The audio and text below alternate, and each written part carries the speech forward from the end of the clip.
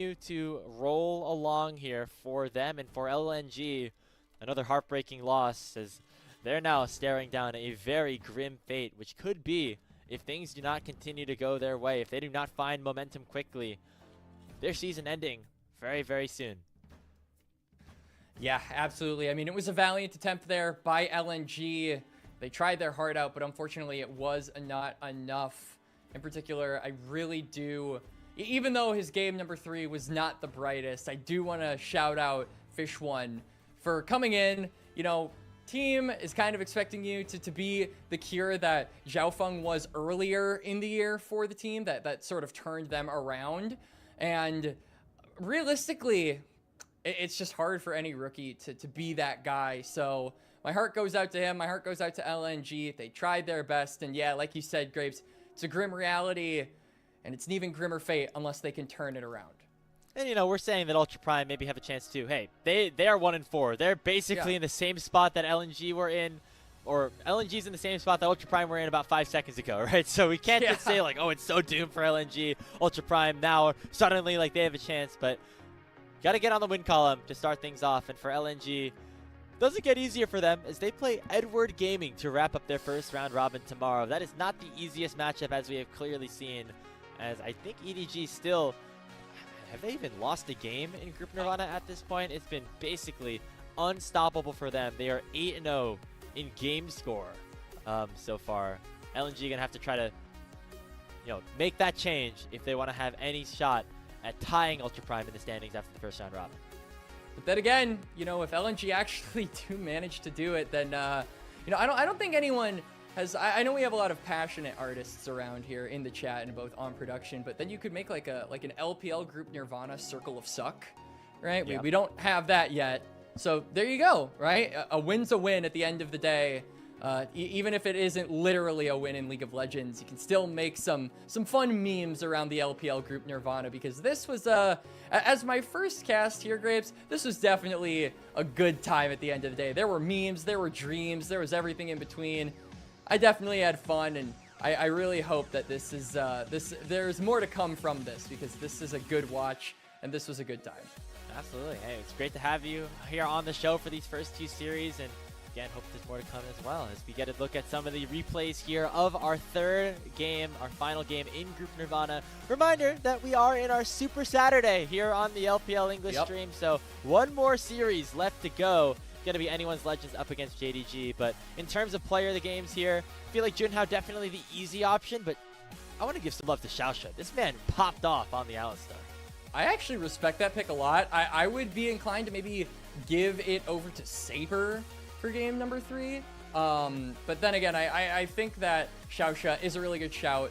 I think that his Alistar, that mid play was so funny, where the Skarner was saying, come here, I got you. And then he was saying, no, come over here, I have you, no, I have you, no, I have you. And they were just ping-ponging back and forth until Jiang decided, I'm going to ult the 80 carry, and then ruined everyone's fun. Yeah, we should have just kept playing ping pong with the tanks. As soon as you throw the, you know, you're what is it? Like you're playing, I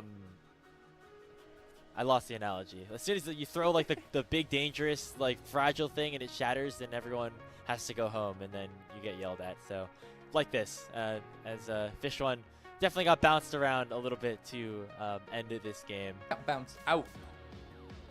Yeah, as that's just a tough thing for any rookie, I think, to deal with, and so certainly doesn't feel like it you know, the burden is completely on him. It's definitely a team effort, but still, you know, kind of going back to Ultra Prime one last time, or the last couple of times, I personally think Saber and Xiaosha are probably my 2 front runners, but I wouldn't really be surprised if Baye also maybe won MVP. I think that Kaisa, the killer instinct was instinctual, for lack of a better word.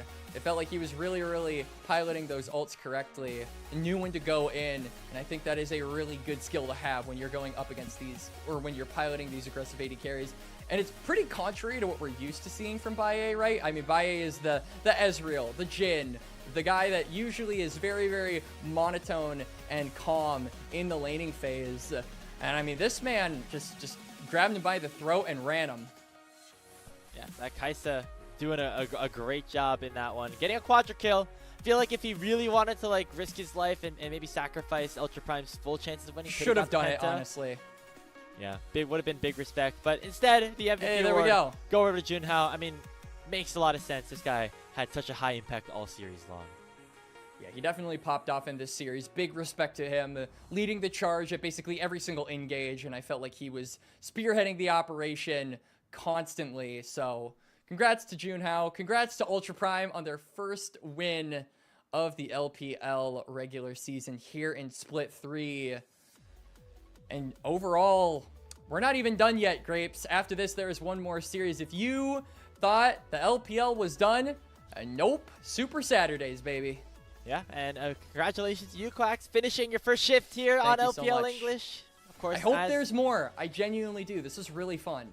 Yeah, hey, you know, Group Nirvana. If you're having fun in Group Nirvana, that means you're having a good time overall here in the LPL. So pleasure to be alongside you here for these first 2 series.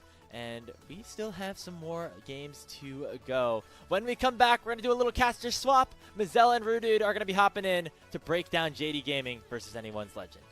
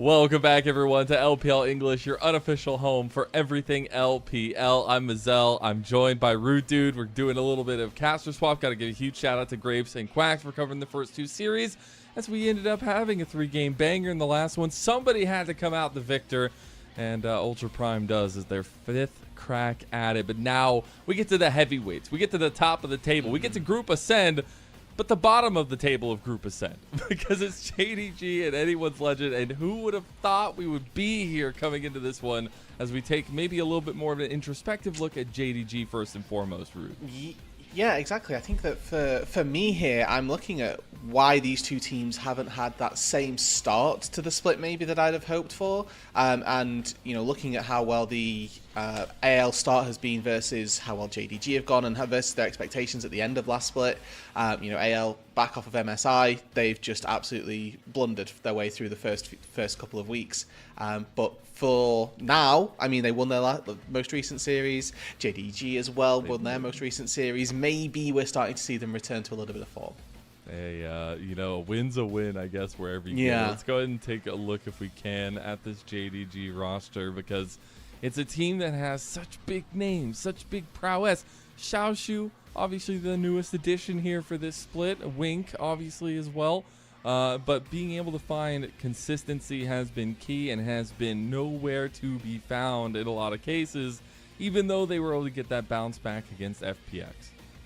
Yeah, and obviously there's a lot of these big name players on the roster have been performing, I'd say, quite well in June and Pays.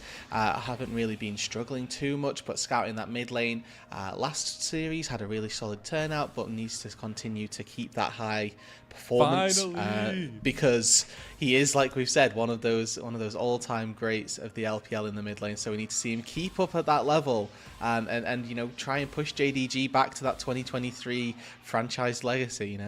You might not imagine it, kids, but that man earned double MVPs in a single year in the LPL 1 year. So, hey, just give it that. As AL on the other side, still some big names on their side as well. And obviously coming off a little bit of that MSI hangover and trying to figure out the things that work for this squad, because it seemed like everything did work for them in Split 2, and especially with their run at MSI, but things haven't necessarily gotten off the ground running for them here in Split number 3. But they did finally find their win over WE. They did, and importantly as well, it was a decent victory also. I think we got to see some really strong parts of AL, and I think that honestly the sad thing about this roster so far for me this split is that they've looked really impressive in game 1s and then just absolutely lost the plot through the rest of their series, and they've been looking like the MSI AL, game 1 quite handily, just smacking teams down left, right and center, and then we get into games 2 and 3 and it just completely looks the opposite, and it's not like they are being bad and they're getting rolled 0-2 in their series, but we aren't seeing that level of consistency from them that we might have anticipated after such a good run at MSI. And every single game for AL every single series has gone to 3 games at least. A little bit of a differentiation from JDG, who in their streak so far, at least in this last week, have all had 2-0s. But that series between WE and them, I mean, it was a little bit chaotic to say the least. But AL were able to squeeze out some of those clutch moments that we do know them for. And I'm particularly interested at how much impact Hope is really having in this split number 3, paired alongside Tarzan, who's there to set up things for the team. Yeah, I think that so far, and especially in this matchup as well, that the jungle and the AD carries are going to be our 2 real linchpins that we're looking at. I mean, Hope with his big come-up recently, and with the legacy between Tarzan and June as well, the power that those two have. As we take a little bit of a look back at AL's first series win, we get to see that, there were some highlight moments from those key players. Exactly that. We look back at it and, again, went the distance. Still had to fight for it at least, but it was some pretty good drafting. Back to that standard for AL as well, and figuring out how to make these comps work where Tarzan can kind of build that bridge to Shanks and Hope, having a lot of success there. And Hope was feeling himself, and he's going to need to do so against his old org tonight as well.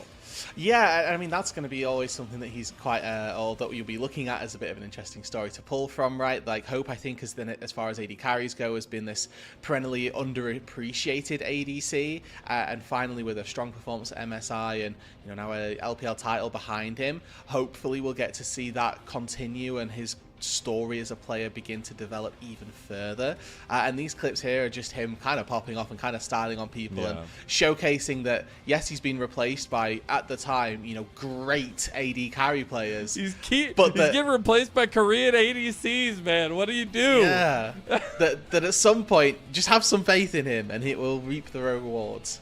Yeah, hey, maybe having some flashbacks, some moments. Maybe Ruler's face comes over, pays for him, and his eyes just turn red. Who knows? But that's going back a little far for this one as well. But we take a look here, especially at how these two teams really function in a lot of ways, and we could talk about the way that the bot lane plays, the way that they find carry potential, but I find that the top trios for both squads really need to be proactive and proficient, and that's where you can kind of lend a little bit of a look-see towards this top lane matchup. Xiaoshu, a big new member to the JDG squad, and Flandra, the legend of old, the legend of new in the top lane here. It has a lot of influence on how these teams can play the game. No, exactly, and I think that with the two top laners coming into this, we have very different expectations as well, right? Like, you can look at the stats and see that they are very, very proficient at joining their teams. I think that that's something that these two top laners are doing quite well, is making sure that they are a part of the fights wherever they are on the map. Flandra quite happy to come down. Xiaozhu as well has been a player who's very notoriously, it feels like for JDG, grouping with the team, and sometimes at a detriment to himself, but to service the rest of the squad. But I will highlight that Xiaozhu in particular has actually had some very good laning stats. That goal difference of 15 in particular, typically positive 440, getting those strong laning matchups, and just making sure that he's in a stable position so that he can then join the team and make sure that he's having that impact for his squad. And unfortunately, it took good and bad. Flandra hasn't necessarily been given the carry reins as of late. He hasn't found, as you see in the blurb there, he hasn't really found that niche that he can drive home as a unique top lane. He really has been kind of floating around more of those tankier sides of top laners. He does still go with some flashy picks here or there. His champ pool is absolutely an ocean, but they definitely have been going away from that to some extent. Yeah, and you look at the power that Flandra has had previously, is his champion pools, his depth and variety in picks, right? That he can sometimes bring out a Gwen into the top lane. He was the one who pioneered the tank Jace in the top lane when that was prevalent back in split number 1. Like, this guy has got deep pockets, and with Tabe at the helm as well, they are getting facilitated. It's just that to get them back on course, I think for this split, we are seeing them turn to a more traditional approach to top lane, and that, honestly, may be part of their struggles.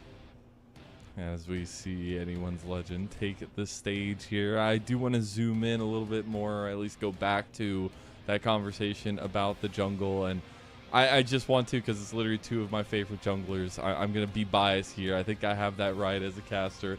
But these two guys, their stories have been so intertwined throughout so many years. The championships they've earned, obviously Tarzan, finally after his 7th attempt, gets it, 7 times the charm. Shun had that incredible spree with BLG, but now trying to find his next steps and not necessarily finding that stable footing with JDG so far in 2025. And I think they have such impact for their teams and the way that they can play, the flexibility they bring to the jungle, and that's going to be on display tonight. Yeah, I mean, Flandra's had multiple performances where, Tarzan's had multiple performances where we're looking at, these absolute pop-off Z games, but then equally it's not like he can't do that when we see him pull out things like a Trundle, and I think that that's the versatility and the flexibility that these two players offer you, where Jun as well will quite happily, if needed, pull out a Kindred, can move to some of those more carry-oriented junglers, but still have that same impact on a bridge jungler, where Xin Zhao will just take over a game, where a Trundle or a Sejuani can just pop off and have a massive performance. His power in the champion pools that he provides as well, absolutely very, very huge, and something that we should always be keeping an eye on. God, I am so excited for this matchup, and this is only one of twice that we get to see it, so we'll see what that next time looks like for both of them. But We had said it at the beginning. We're going to reiterate it again. Both these teams trying to play catch up to some extent and not having the starts they necessarily wanted to have in a split 3 where 4 spots to Worlds are on the line at the end of the year itself for big name organizations, for teams that have, for AL at least, have a lot of lasting success so far this year. You really need to keep getting these wins, at least for that momentum's sake moving forward. Yeah, and I think that both of these teams are going to be looking, obviously, to try and make those pretty big moves up the standings, right? At the minute, we have Top Esports BLG, who are dominating the leaderboard. We've then got this pack of what feels like about 4 teams between the 2 on your screen, and then Weibo and IG, who are also looking to contest for that top 4 position, for that immediate berth into playoffs. And avoiding the play-ins is going to be pretty important. And we're looking at the power, at the very least, that these two have got coming into the series, and thinking that there's still more to get from them. So if we can see more performances of a higher level, maybe they will start to challenge the Top Esports, the BLG of current regular season. And it's crazy when you think about it in the long run of things. I mean, things got dwindled down a little bit in the final split. We did lose those 2 teams, so things got shuffled around, and you don't necessarily have all those easy opponents. I know I talked about it just last night as well, but it's really interesting when you think about it, because the competition gets that much harder. You're in a double round robin, you have a lot more games, but you don't have those kind of easy weeks or easy sprees, and you're up against top tier opponents all the time. And speaking of, we have 2 of them right here going at it, at least to try to get this split off the ground. Yeah, and I think that for those playoff teams as well, it definitely felt last split like there were a lot more sort of cash-in games that you could take. Looking at your performances up against, your Thunder Talks, NIPs, and even for some of these higher teams as well, FPX, WE, and to an extent as well, Weibo last split kind of fell into that pack of being a team that we weren't particularly scared of. But I think that this split Weibo have leveled up importantly. That re-addition of Crisp has certainly given them a good foothold in the standings and a good position to play from. But that we've kind of got 6 teams now that are all really vying against one another, and then you've got 2 teams below in that FPX in WE that maybe feel like they could be something to cash in on.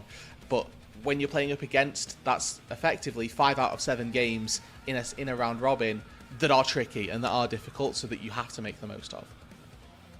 Well, it seems like we're having some on-stage issues with maybe some peripherals. So since I have a little bit of a second, the LPL gods have given me that. I got to ask you, Rude, I think I asked Cubby this a while back. Do you miss the 1v1 side selects? Absolutely not. No, I don't. He had the same response. He literally had the exact same response. When we have a double round robin, just give one team blue side game 1. The next time they play, give them blue side game 1. It's so free in a double. I can understand the thought in a single round robin. It's cool. That makes sense. But double round robin, no. It's just it really took away from it. And then I think in a best of 5 as well, like all of the tension would be built up, and then we have to play this 1 versus 1, and the amount of times that I will say I didn't like the 5th game best of 1. I was not a fan of that one. Like, we'd build up all this hype. Oh yeah, let's go. We're gonna take a break, and then actually, before we get on to game 5, 1v1. we're gonna do a 1v1, which I was not a fan of that one. But at the beginning, I thought it's kind of cool. And then you ended up getting teams again. Like, if you had Top Esports playing against Thunder Talk, like they're just sending Jackie Love in to try and play Jeraven, or they're sending in like somebody who they wouldn't put in to play a 1 versus 1 to just kind of have a little bit of fun, like get the hands warmed up a little bit. Instance, just send on to the wolves and have him int his face off, and sometimes win.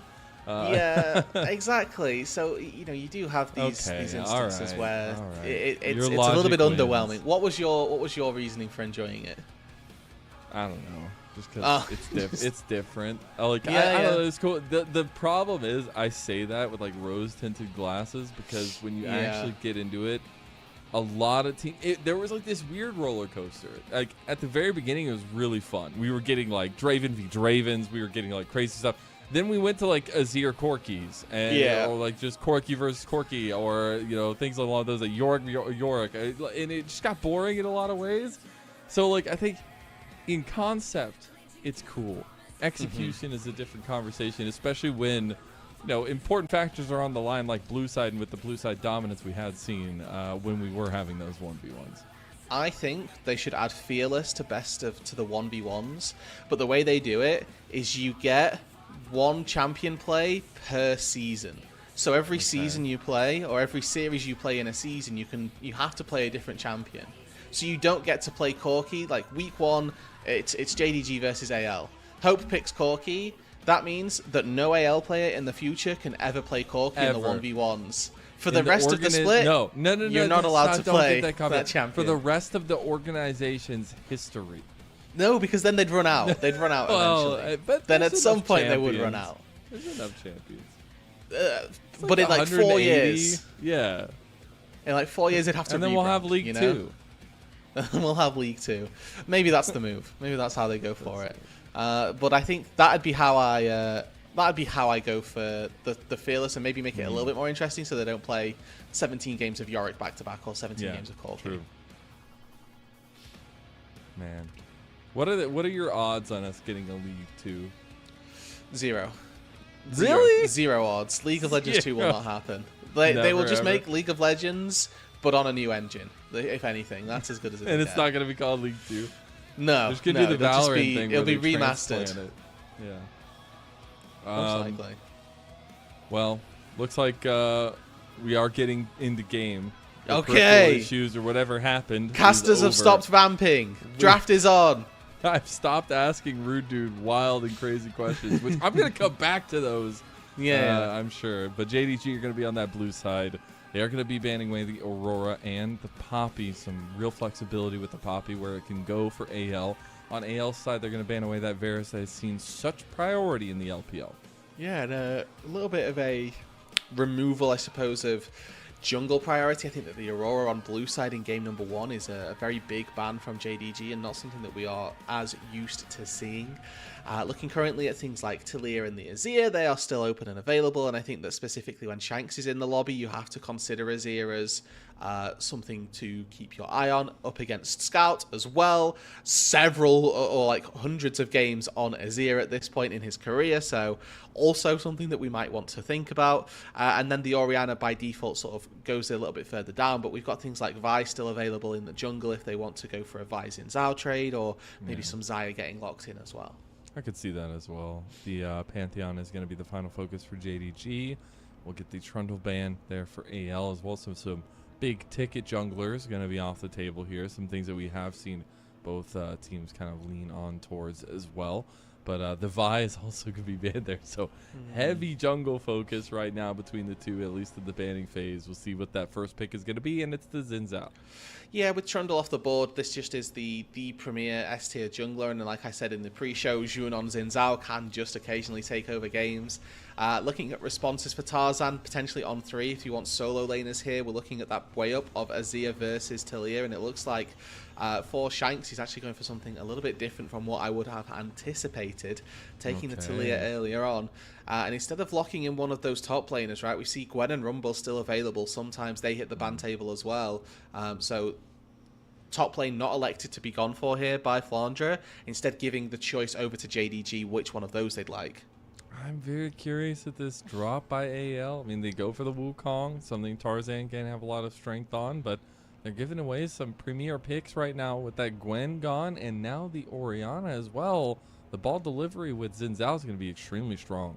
Yeah, we saw just yesterday that the Orianna can have a good laning phase versus the Talia. I'm surprised that AL didn't take the Gwen on too, just to deny that pick away and really secure themselves some stable solo laners. Maybe they've got an answer though for Flandre. You know, a Jax, a Jace, something that can punish this Gwen early on could still come through. And that's the hope here, is that AL will see this answer or see this Gwen on the top side and have that answer for it. I was gonna make a hope joke, but I'm gonna let you get away with it this time. It'll come later. We'll do it later on. Rumble is the lock in there, so a lot of lockdown to lay up that equalizer. You're gonna need to find some other ways to really buff that up, and Hope is absolutely gonna get a carry champion here, at least a hyper carry. I'm sure, at least I really hope so, because the rest of the team is setting up for that. Now the Lucian ban is going to signal some of the focus for AL in the second phase. Yeah, get rid of a couple of Paze's really strong champions. I'd like to see JDG ban out that Rel as well. I think that Rel in particular works really well with the Rumble and the Wukong, just keeping people locked up on that equalizer is a very powerful tool, and Kael as well has looked very, very strong with that champion in tow. But for Hope, right, looking towards some AD carries that he can take, he's going to have to try and buy space regardless, because looking at what he's playing against, he's against Xin Zhao, who pops ulti, you can't auto-attack him. Against Gwen, pops W, you can't auto-attack her, can't do any damage to her at all. So for Hope this game, it is going to be really tricky for him to try and buy time or to buy any auto attacks. In tandem, he's got to deal with Orianna Ball, wherever that is, he kind of wants to be avoiding it. And something that he has looked really good on is this Corki, so I wouldn't be surprised if they try and buy a little bit of laning pressure early on and attempt to try and take that through the early game and push the advantage down bot side. I could see that as well. The Lovers duo is up and available if they want to go for something along those lines, but saving these last couple picks for their bot lane here. I love to see it. We're still potentially going to get an AD counter pick, which I absolutely love and would love to see, and it looks like that's going to be the case here. So now begging the question, what Paze wants to go, what Wink wants to go in this bot lane for JDG? So they see the Rakan gets locked in, so immediate hard CC does look pretty good. Things like Leona, things like the Nautilus as well could have a pretty good impact. Also denying the Xayah if they wanted to, they could look to take that away from AL, that most likely duo going down to that bot side. And if you anticipate that that Xayah is going to come through, maybe looking at things that aren't as easy to input, things that aren't as easy to get away from with your ulti, would be something to make note of. Noticeably though, going for this Senna does give you a little bit of a range advantage in that laning phase. Xayah typically a really low range AD carry, so we'll see if AL look to pivot. Of course, these two supports and the two champions can function on their own. You can play Xayah without Rakan and vice versa, so we'll see whether or not AL look to go for that. And with the Senna Nautilus locked in, it is one of those really powerful duos that can quite easily sustain themselves and as well look for a bit of a skirmish. Looking across the entire team for JDG, I love the way the Senna synergizes with a Gwen and a Xin Zhao, two champions that want to dive in, want to go forward. This is now a secondary shielding process for those divers. Between the Orianna Ball and the Dawning Shadow, JDG can go front to back very easily. Yeah, and Paze will have highs and lows, and when he's strong on the Senna, but he's really there to support and help the rest of the team in a lot of ways, and I think that's a really interesting way to put Paze into a game, number one itself, but really leaning on this top trio that we talked about coming into the draft as well for JDG. On the other side for AL, they have some serious team fight potential, but how do those in-betweens look, Rude? I think getting to that, you know, one item for Rumble, for Tilia, for the Wukong is going to be really straightforward for them. The Gwen needs a little bit of time. The Orianna needs a little bit of time. It's mainly on Jun, actually, on this Xin Zhao, to make things happen in the early stages of the game. As we get to the hyper late game, both of these AD carries will deal monstrous damage. I think that Sivir is a little easier to do that on, just with the ricochets, but the Senna as well, we know, at a certain point will just hit 700 range, max capacity, and it is just untouchable in these fights. It's whether or not she can get through the front line in the time with which it takes for JDG to get through, or to get through the rest of the team as well. For AL, we talked about the fact that they've got a massive team fight composition, and we're looking in particular at those junglers in this series. Jun has got the onus of the burden of execution a little bit earlier on. This Xin Zhao from level 3 onwards can get going. Unfortunately, on the flip side, it's level 6 and when they get going. We're getting into game number one of our final series of the night in JDG's home arena. Let's see if they can take down AL.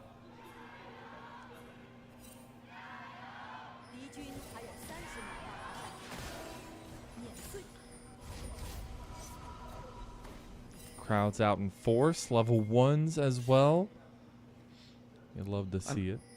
I think this ward down on the bot side is really important, that JDG are able to sweep away. You're playing up against a Nautilus, right? So any opportunity to command a bit of control over that brush down on the bot side is going to be really important. And just making sure that you can, you know, play that fog of war, try and get some stacks on the Senna nice and early. Playing up against a Rakan and a Sivir, they're two very low range champions, so finding those stacks for Paze early on is going to be the ideal situation for JDG down on that bot side, and having that pressure of no ward in the brush as well is going to be a really big deal. It's all about the mind games. It's the early games. Shun will be spotted out here. And I, for one, am all in and all here for the spellbook meta, Rude. I think it provides so much fun gameplay, especially in the LPL with the way they use it. I mean, we got TPs coming in, flanks from supports. It's actually been really in particular, cool to see. I think Rakan uses it really, really well because he can get so much benefit from, first of all, things like a cleanse, but Ghost as well for Rakan is like a really big summoner spell if you can get access to it in a team fight, making his quickness even quicker. Nautilus, you know, a little bit less so, more combat stuns more than anything. Maybe a cleanse to get himself out to safety, but we're not Maybe looking a at this smite. Nautilus. Yeah, exactly. Those ones are those are the ones that I'm kind of like, It's been done. We've done smites on Spellbook, and it is adding to the game as well. All right, we're going to see this push end up coming to fruition for AL on the bot side. As is expected with the Sivir, even early, still can have that push. Once those ricochets start coming through as well, both junglers going to have started on the top side of the map, pathing down towards bot lane. Do want to see when this skirmishing between the two kicks off, because I think it can happen early and often, but as you were saying in the draft, maybe you shouldn't a little bit favored in those 1v1s, at least right now. Small thing that just noticed here is that FaZe's Q can miss even though he's targeted it onto Hope. Hope actually backstepping at just the right time. The programming on Senna Q is anticipation as opposed to direct. So as soon as Hope backsteps there, he actually dodges out on A, taking any damage, and then B, giving over the soul as well. Really like the step-up play from Hope in this 1v1 that he had up against FaZe just then.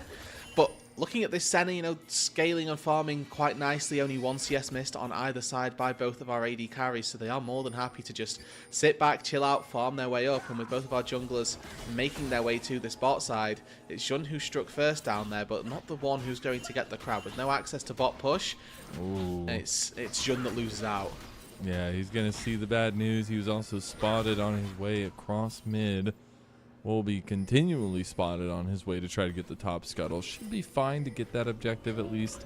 But the early reset for Tarzan will mean he's first back out on the map after the bye.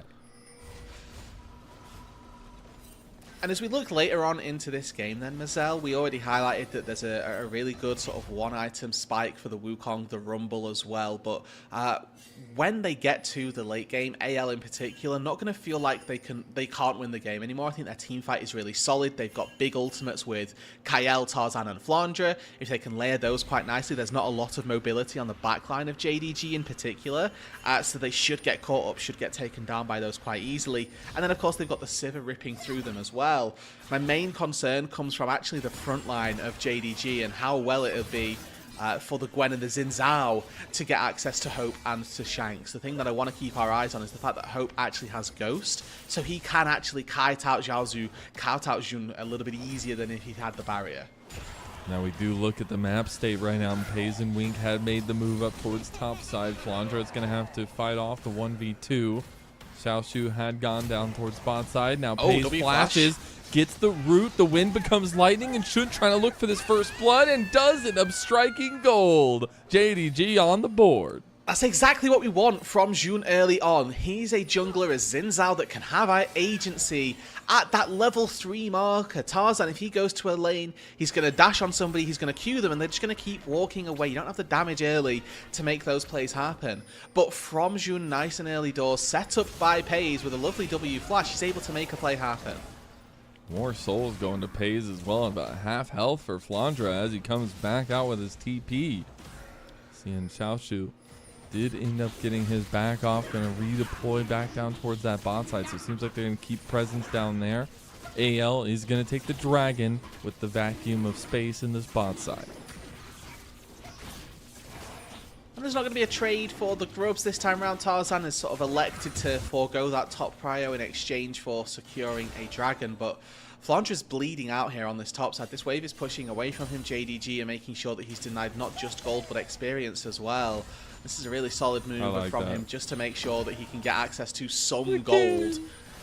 Don't think he got that cannon, but Zhaozu here, he's down a level on Hope, so does need to be very careful. But this wave is coming into the Gwen, which is important. It is. Going to be able to catch up a little tiny bit. It's still going to be difficult to live down here, at least to survive well.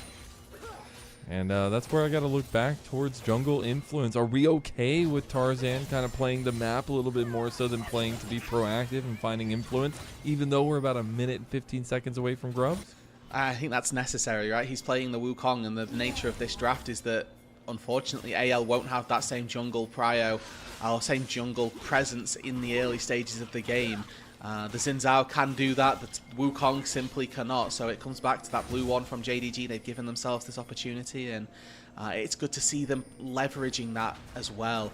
Early on, making these aggressive moves into the enemy's jungle. Juni's level 6, he can try to steal this away, and he's got a little bit of an opportunity between the level 6 from Pays as well, and that move over from Orianna to find something in this top side. That's a Chad control ward right there. I love it from Wink. Because they can just use this team pressure to invade and take away Tarzan's jungle. Xiaoshu's going to go for the all-in on the Flandra. He's going to use all of the needlework on him, takes him down low.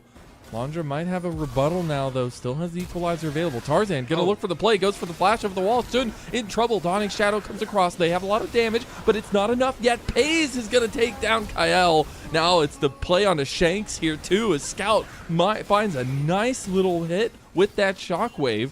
They will end up looking at the exit as Grubs are spawning. AL are going to get to stick around. Yeah, they'll probably be able to take 1 or 2 of these, maybe even all 3 with the way that JDG are recalling, but it was Jun getting caught out in that topside jungle. Tarzan, I think, getting level 6 off of a smite fight versus Jun over the red buff, and then being able to take the fight versus the Xin Zhao afterwards. Actually able to ding that level up marker because he wins out on the smite fight is what turns that fight into a winning position for AL. Overall, it's only a 1-for-1 plus Grubs, but it's AL taking both neutral objectives early on and finding an even trade on kills too. And that's going to mean a lot in this little back and forth that we've had, even though the Grubs still have 1 up over there. Looks like maybe some pity prizes for JDG to be picked up, but we see this play between Tarzan and Shun, and yep, there you go. Gets the red buff, a steal away from Shun, and ends up taking the fight after.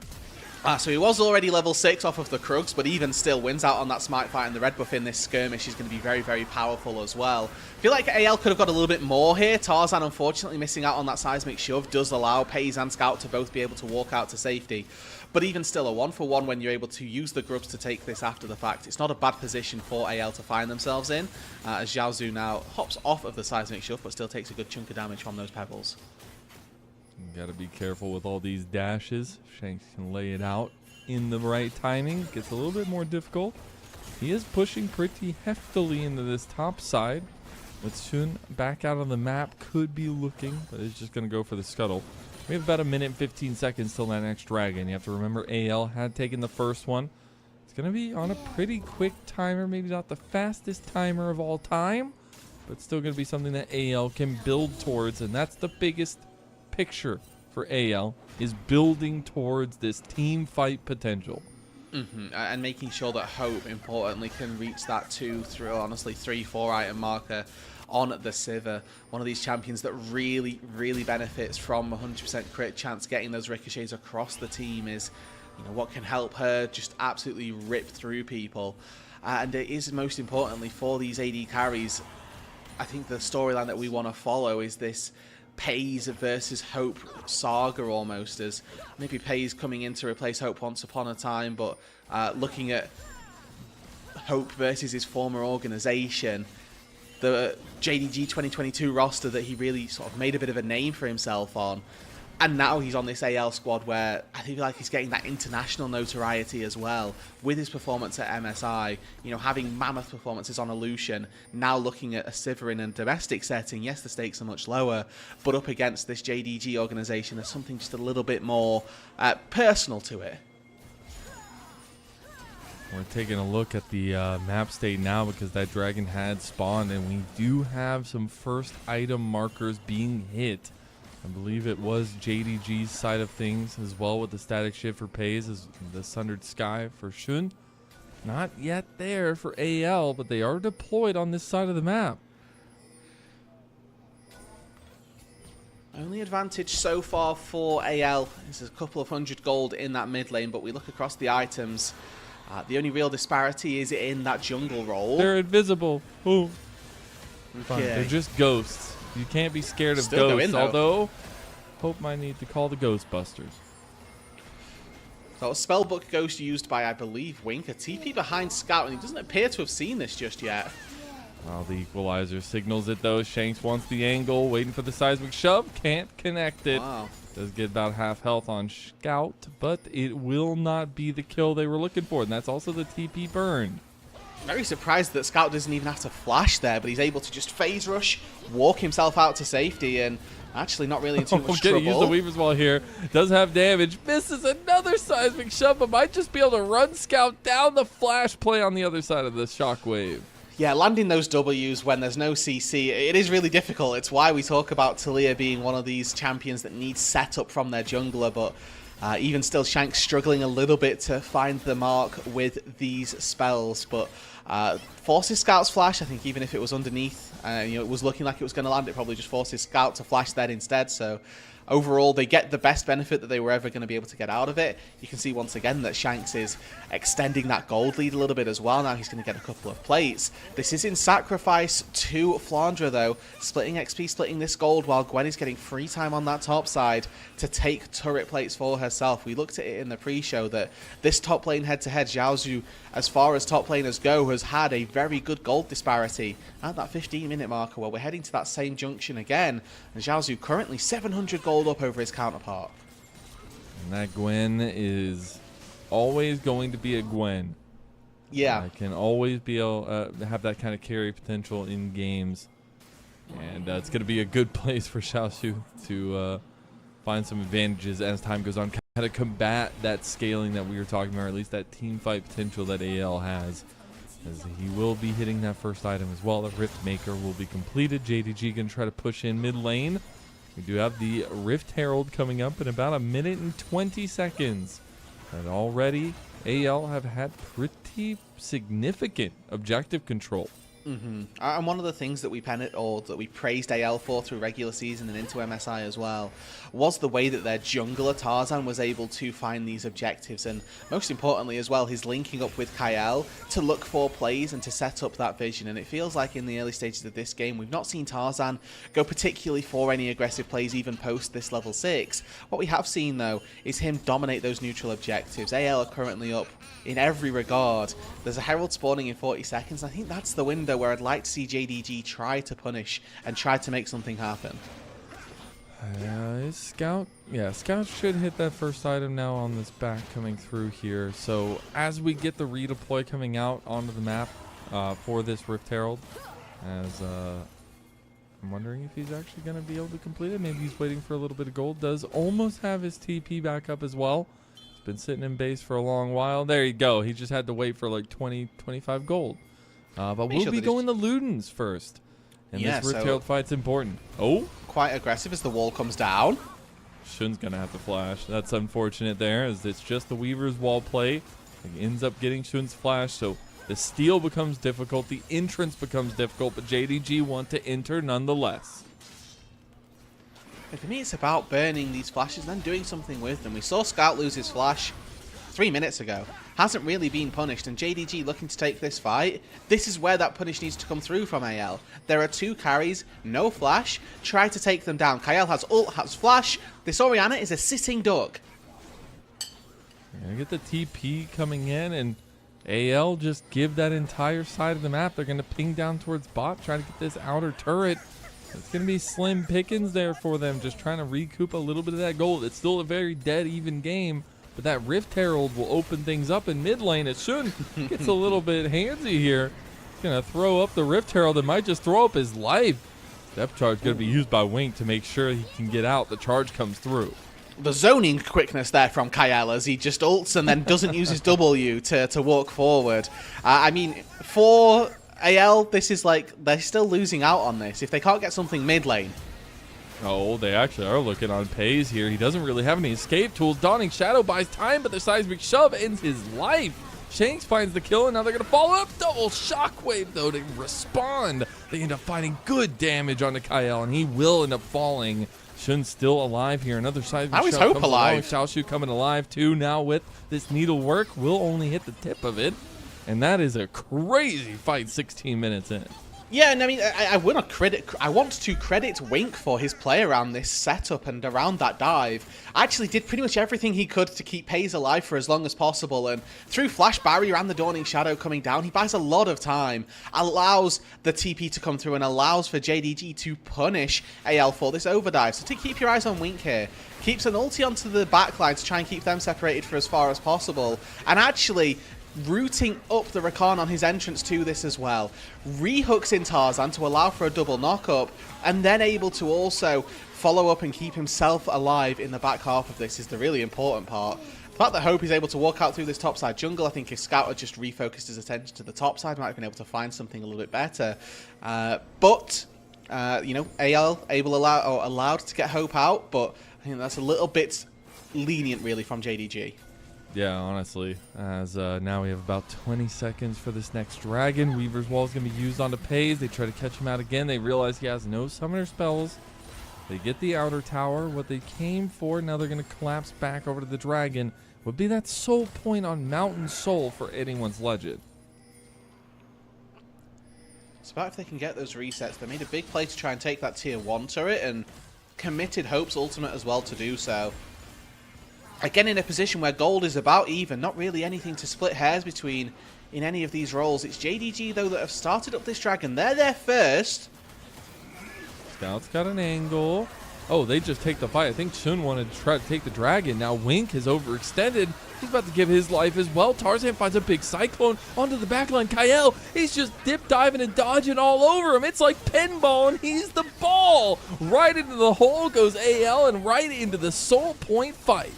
And JDG just weren't anywhere for that. Like, they didn't do anything. Wink went forward, looked for a hook. He managed to get away between Locket and a couple of shields from the rest of the team. But JDG just did nothing. They've still got Shockwave, Dawning Shadow, still got Needlework. They just didn't even bother trying to take that fight. Kind of resigned to the fact that they'd lost that before it even started. Now AL are sat with Soul Point ready. And in 5 minutes' time, JDG aren't going to have that same luxury where they can choose to just not go in. Seems like they're just on a completely different page as Wink. Oh. You know, unfortunately, hooks a wall instead of Shanks. And look at how he's able to get out of here, by the way. Shield comes through from W. Shield from Scout comes through. Locket as well buys time. But JDG just never once commit to this fight. Kyle buys all of that space. There's an equalizer down on one side, and Kyle just sort of dancing through everyone as well. Means that there's no entry for JDG, and they never really felt like it either. And AL will take the lead off that, although a small advantage for them. Something they can absolutely build on. If they're in the advantage, well, it doesn't get easier, it feels like, for JDG until they can hit those big spikes. And speaking of some spikes, we are hitting those 2 items for some members here. Paze already has his rapid fire completed. And more importantly for Hope, he's got damage. He's got IE, he's got Yuntals.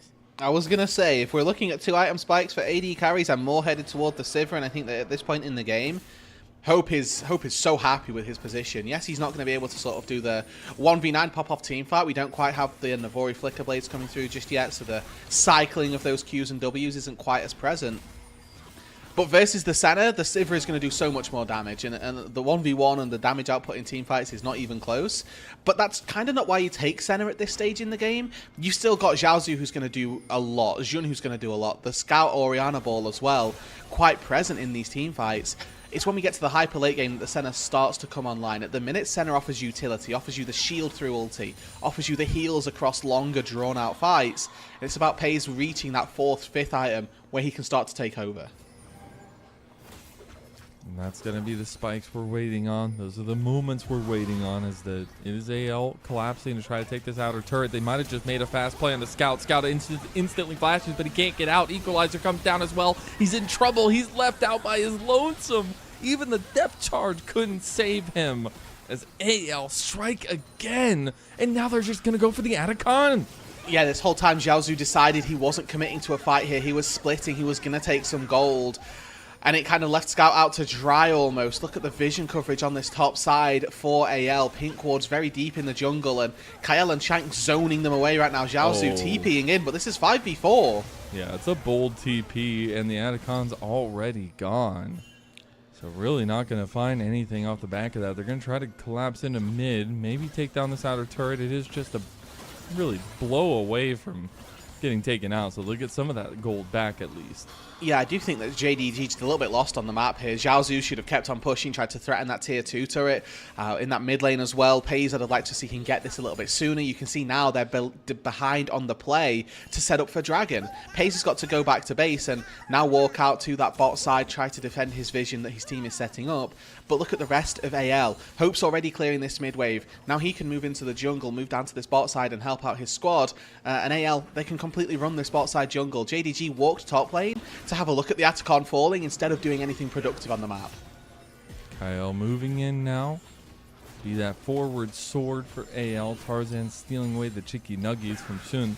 Shun's going to get engaged on by Tarzan, instantly going for the Cyclone Flash from Shun, trying to get out. Crescent Guards use Equalizer down. They have a lot of damage here, but the Dawning Shadow is going to save a lot of it. Shun going the other way, gets away from Shanks, but Xiaoshu is already down. Flandra had taken his life from him. Pays tries to get some damage back into it, but JDG, they have to close ranks. They have to find something here, Rude. And it's just desynced, you know, we're looking at the timings of these ultis. Jun goes in, he's able to buy a lot of time, then Xiaozu goes in, he buys a lot of time, ends up falling, and then Scout comes in after all of that, then uses the shockwave. It just doesn't feel like JDG are anywhere near on the same page. Like they've really got an idea of when or why they want to go for these fights. Would like to see them try and consolidate a little bit in when and where they're looking to try and take these skirmishes. If they're going to contest vision, then contest. But you can see that Jun's kind of half in, half out, not really making too good of a maneuver.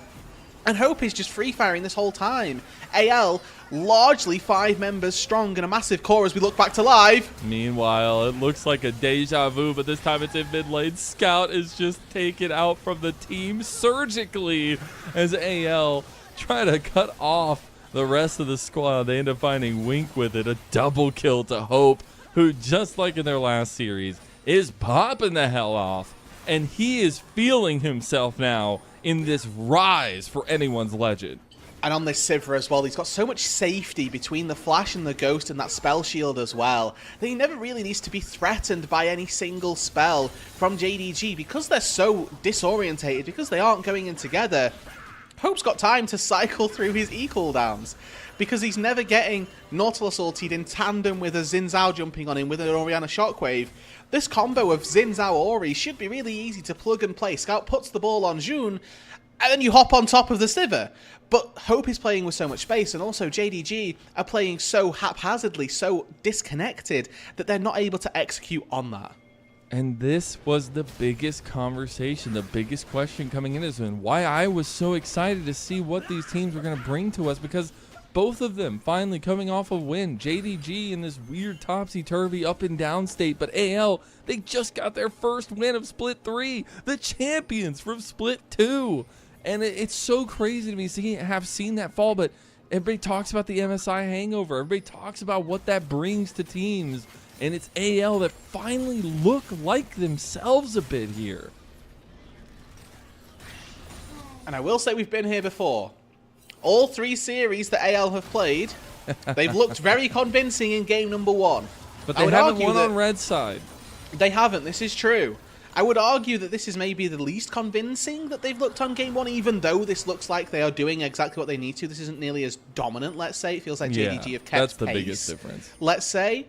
But AL will look very well poised at this stage in the game to just go and take a win and probably be, you know, game 1 winners in this situation. Fighting up against a Mountain Soul is not going to be easy. We're waiting for a long time before the Senna, you know, gets to a critical stage. Infinity Edge doesn't really feel like it's going to do the job for JDG at this point, as anyone's legend kind of dancing on this top side, trying to starve out vision away from the Baron, because they've got 4 minutes before they need to do something on the bot side with regard to that Elder. So now is the time to have some fun at the Baron. That's the big thing for me is that AL are playing so reserved. They know they have this team fight special that they can really use to force the issue against JDG. And speaking of, they're going to force the issue by starting up the Baron, try to get the TP out, try to get these tools out. It was all a bait, JDG. You chomped right down on it, and it was poison. Scout is able to get out with his flash. He's in a little bit of trouble now, but JDG will be licking their wounds after that one. And there's not really been any protection for Scout, whether he's just in a bad position all the time or whether he's not walking with his frontline or frontline isn't walking with him. Kyle's getting access to this Orianna quite frequently, and it's not necessarily what we would expect. Flandra had to run away. They're going to start up the Baron again. This is a bit bold from AL. Maybe second time to charm. Good Weaver's wall going to buy time. They're going to try to burn it. This is a little bit questionable as Chun goes in for the fight. Tarzan's already getting locked down, though, but he's cycloning his way out. He makes an escape, but they already found one back, as now some of those damage, some of that AoE is really ringing true. Pays finds the flash play. That was devastating, and JDG find a little bit of something. Tarzan comes back into the fight, finds another one, swinging his stick around, and Shanks throwing rocks. It's like we're in the Stone Age, but it's working for anyone's legend. And barely AL come out on top of that. A very back and forth team fight. I think the Mountain Soul having some pretty big ramifications here. Some massive shielding coming through just as players try to commit to a secondary fight. No Baron taken down though, and for JDG that's a win. They stop the Baron going down, and honestly, they don't lose out on much more than anyone's legend. They get a big shutdown as well. Paze is able to flash forward, take a massive shutdown onto Hope. And yes, AL are going to take a couple of jungle camps, but AL will have been in this position and thinking, damn, we would have liked a pretty clean fight and to have the Baron off the back of this as well. This fight gets split up. We get to see the power of Xin Zhao and Gwen. Flandra's ulti, after they get sort of separated by this Weaver's Wall, first of all, creates a decision for Paze and Scout. Do they want to go over and commit, or do they come back and wait for that to go down? You can see that they elect to go backwards, but also Hope's trying to auto-attack here, but it's not actually doing any damage because Gwen W's down, Xin Zhao ulti's down, and all this time, we're not quite getting that Sivir power. Paze flashes in and decides, I've actually had enough, I'm going to take this AD carry down, and then we see this re-engage. But back on live, they're dancing around the Baron once again, Mazel. I mean, AL are just returning to the pot here, stirring it a little bit, if you will. Shanks has a bit of an angle. He does not have the Weaver's Wall available to him. Looks like it was just used on the hunt, also popped by Hope. Engage, not going to be there just yet from JDG. They find the seismic shot, the equalizer, Scouts down. They find the middleman, and now they're about to spread them apart. They find yet another pick on the Wink as well, and JDG, they're trying to retreat. They're throwing up the white flag. Please, mercy, anyone's legend. Shanks with a great pick onto Scout. A massive flick means that the mid laner from JDG falls, and AL are going to be rewarded with the Baron. Oh, man. Wink throws away his life as well. We'll ignore Shanks' flash after the fact, but AL come up trumps. And it's not a good game all around from JDG, but man, if it's not the talk of the town of how Scout has not been able to perform for this team all year, honestly. Yeah. And he is the one that gets picked out 2 times in a row.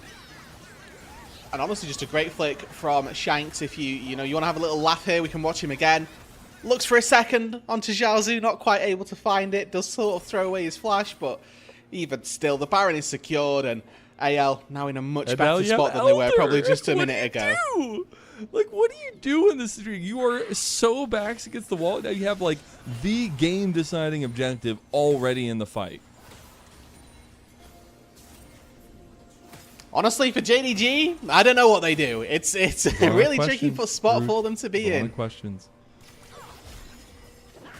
Many difficult questions, Marcel, and I've sat here trying to figure out an answer for you.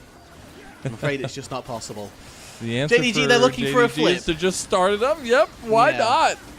I mean, they see Kyle coming around on this flank, is a commit. They're literally TPing on the wrong side of the fight, or at least the opposite side of the fight here. Here comes Shanks, AL. They're just going to try to close this one down. Wink's already going out. That's the front line shattered for anyone's Legends fight going forward into JDG, and it's looking like a party for anyone's Legend. They even throw up the panda emotes. Everybody's having a good time except for JDG. Game number 1 for AL. A colossal fight down around the bot side. Clean ace. Never really looked close. JDG, a bit of a desperation play. They weren't really going to get much better of a situation than that, and that kind of tells the story of it. Yep. And anyone's legend for the first time in the split, they will find a red side win. It was their namesake, it felt like, in split number 2. They were the red side team. They were one of the only teams that felt like would choose red side. And now they finally find that win, especially off that momentum of coming off a win finally over WE. It looks like they've taken that momentum and honed it into a weapon to use against JDG. Yeah, really solid weapon as well. And I mean, yes, we've been here before where we've been happy, we've been really excited by AL. I want to cultivate everyone's expectations that their series that they played versus BLG, they did the same thing in game number 1. They looked incredible, and then all of a sudden BLG came alive. You said it. You know, it's escaping me right now. There was like a phrase you used. I said game 1 merchants, but I'm game not gonna... 1 Andes. That's game 1 Andes. Yeah, game 1 Andes, game 1 merchants. They love a game 1. Do AL? They'll come out swinging. They'll come out punching. But I need to see them win this series. I'm not sold on them yet until the series is over. That's true. I'm right there with you, man. Both these teams have been really lacking that consistency, and especially in the ultimate split of the year, when we have all those spots for Worlds on the line, but there's so many hurdles you have to jump through to even get to that point. You really need to start picking up those wins left and right. It's a double round robin, but less teams this year, so less games for you to middle round with. And anyone's legend looking very clean in this game number 1. And that's where we can maybe take a little bit more of an introspective look into JDG, because they were running around like chickens with their heads cut off, Rude. Yeah, and we made a big point about Scout getting caught out numerous times. I'd like to hammer home that it's not actually just Scout, like in these team fights. Absolutely. Everybody is sort of lost and not particularly doing what they're supposed to be doing, and it seems to me it speaks to a lack of planning almost going into these fights, where they're not too sure what it is they're looking to do. So it means that they're just kind of caught out, or they're not set up. They never felt ready to take any of those fights. And when you look at JDG, historically, they're a team that, with these players, can team fight really, really well. They've got some solid fighters in their roster, but that if they don't have those battle lines drawn, and if they don't have the, let's say, early setup ready to go, where they know what they're going to do, they're kind of struggling. Yeah, they are indeed. Oh my God, that's a cliff. I mean, absolutely just blew up for anyone's legend. 31.5 minutes in, and it was all teed off of almost near perfect objective control from the very beginning. Yeah, I mean, what is that? 1 Rift Herald and 1 Grub that ended up being picked up by JDG. So, it's a very small advantage that they were able to find, and unfortunately not one that they were able to hammer home particularly.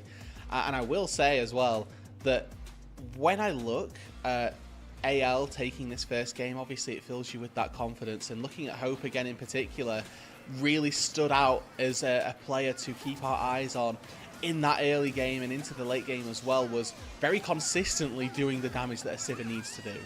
Yeah, and there were moments like this. I really liked the lane swap that we ended up seeing from JDG, but some punishes hit real hard from AL, and just some really decisive moments. And for me, we can talk about the game 1 Andy stuff.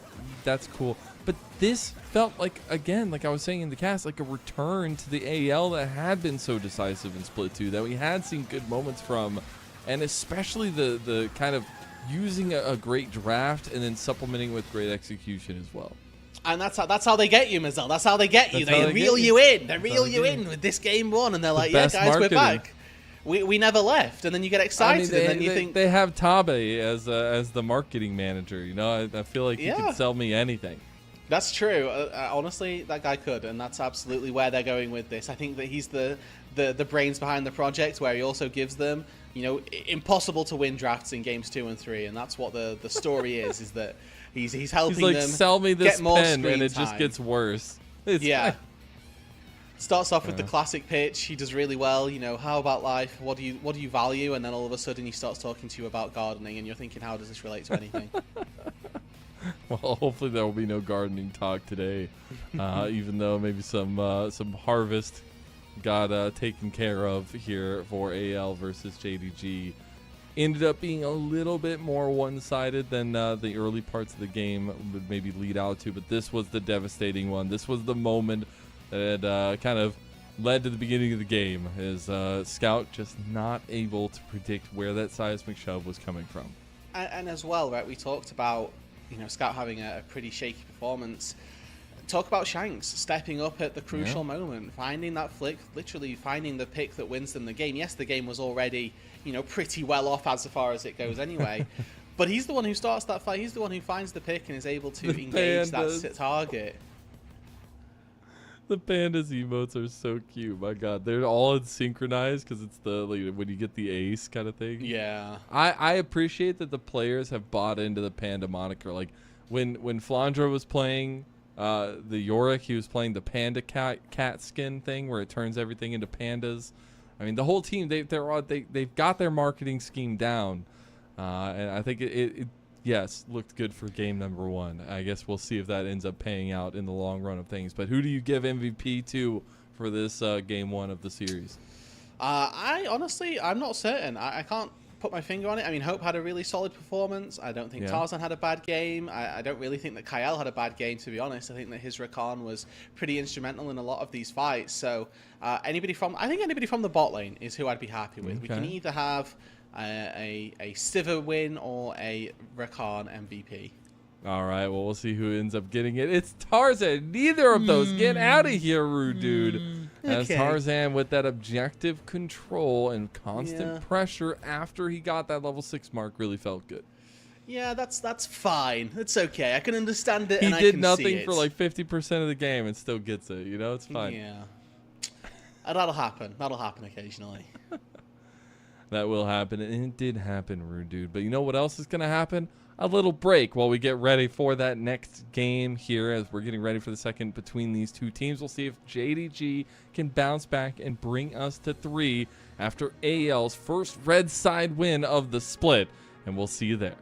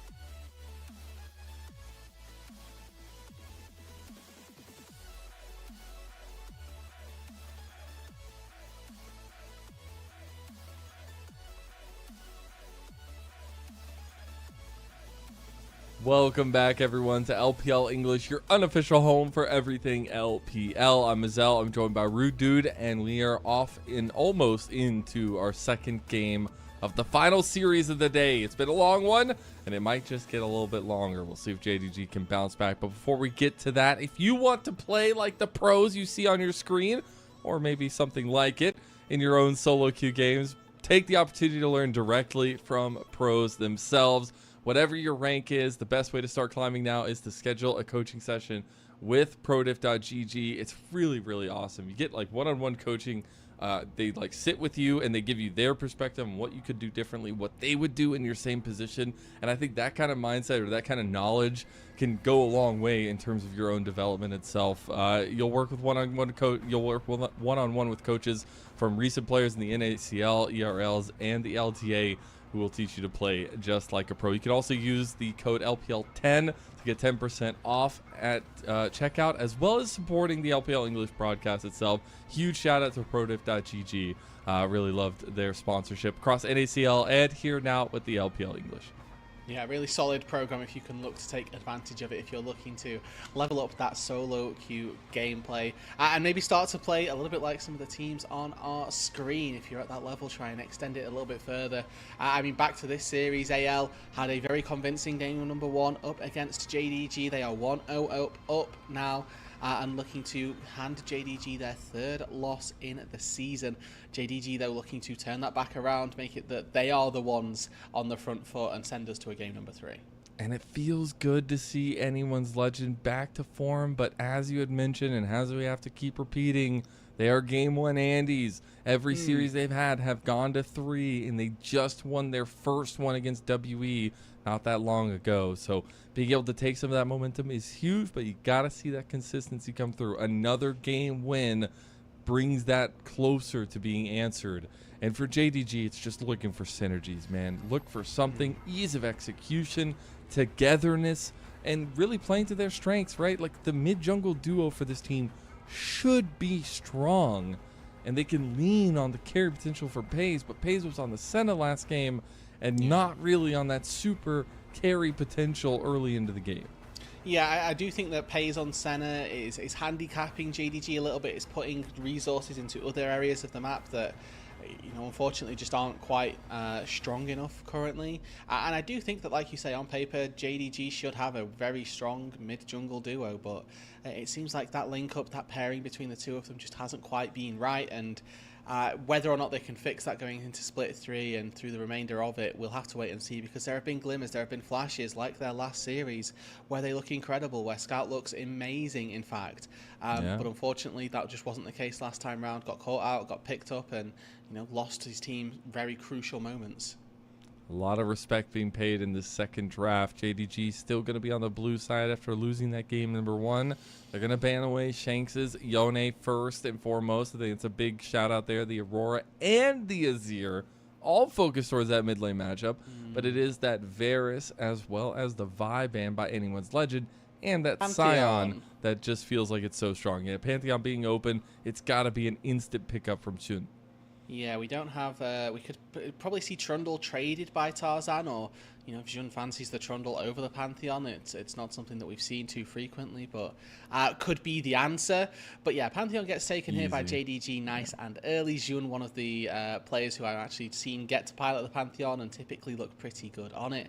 Expect this trade to come through. We know that these are the two most premier prized junglers for the time being, and this does give different playstyles as well. Pantheon gives you that slight opportunity to play those side lanes, to give Xiaozu or to give Scout something a little bit more free reign in that side lane. Thinking of things like Rise in the mid lane could maybe start to come through as something that has that side lane control and that can also benefit from having a Pantheon in his game.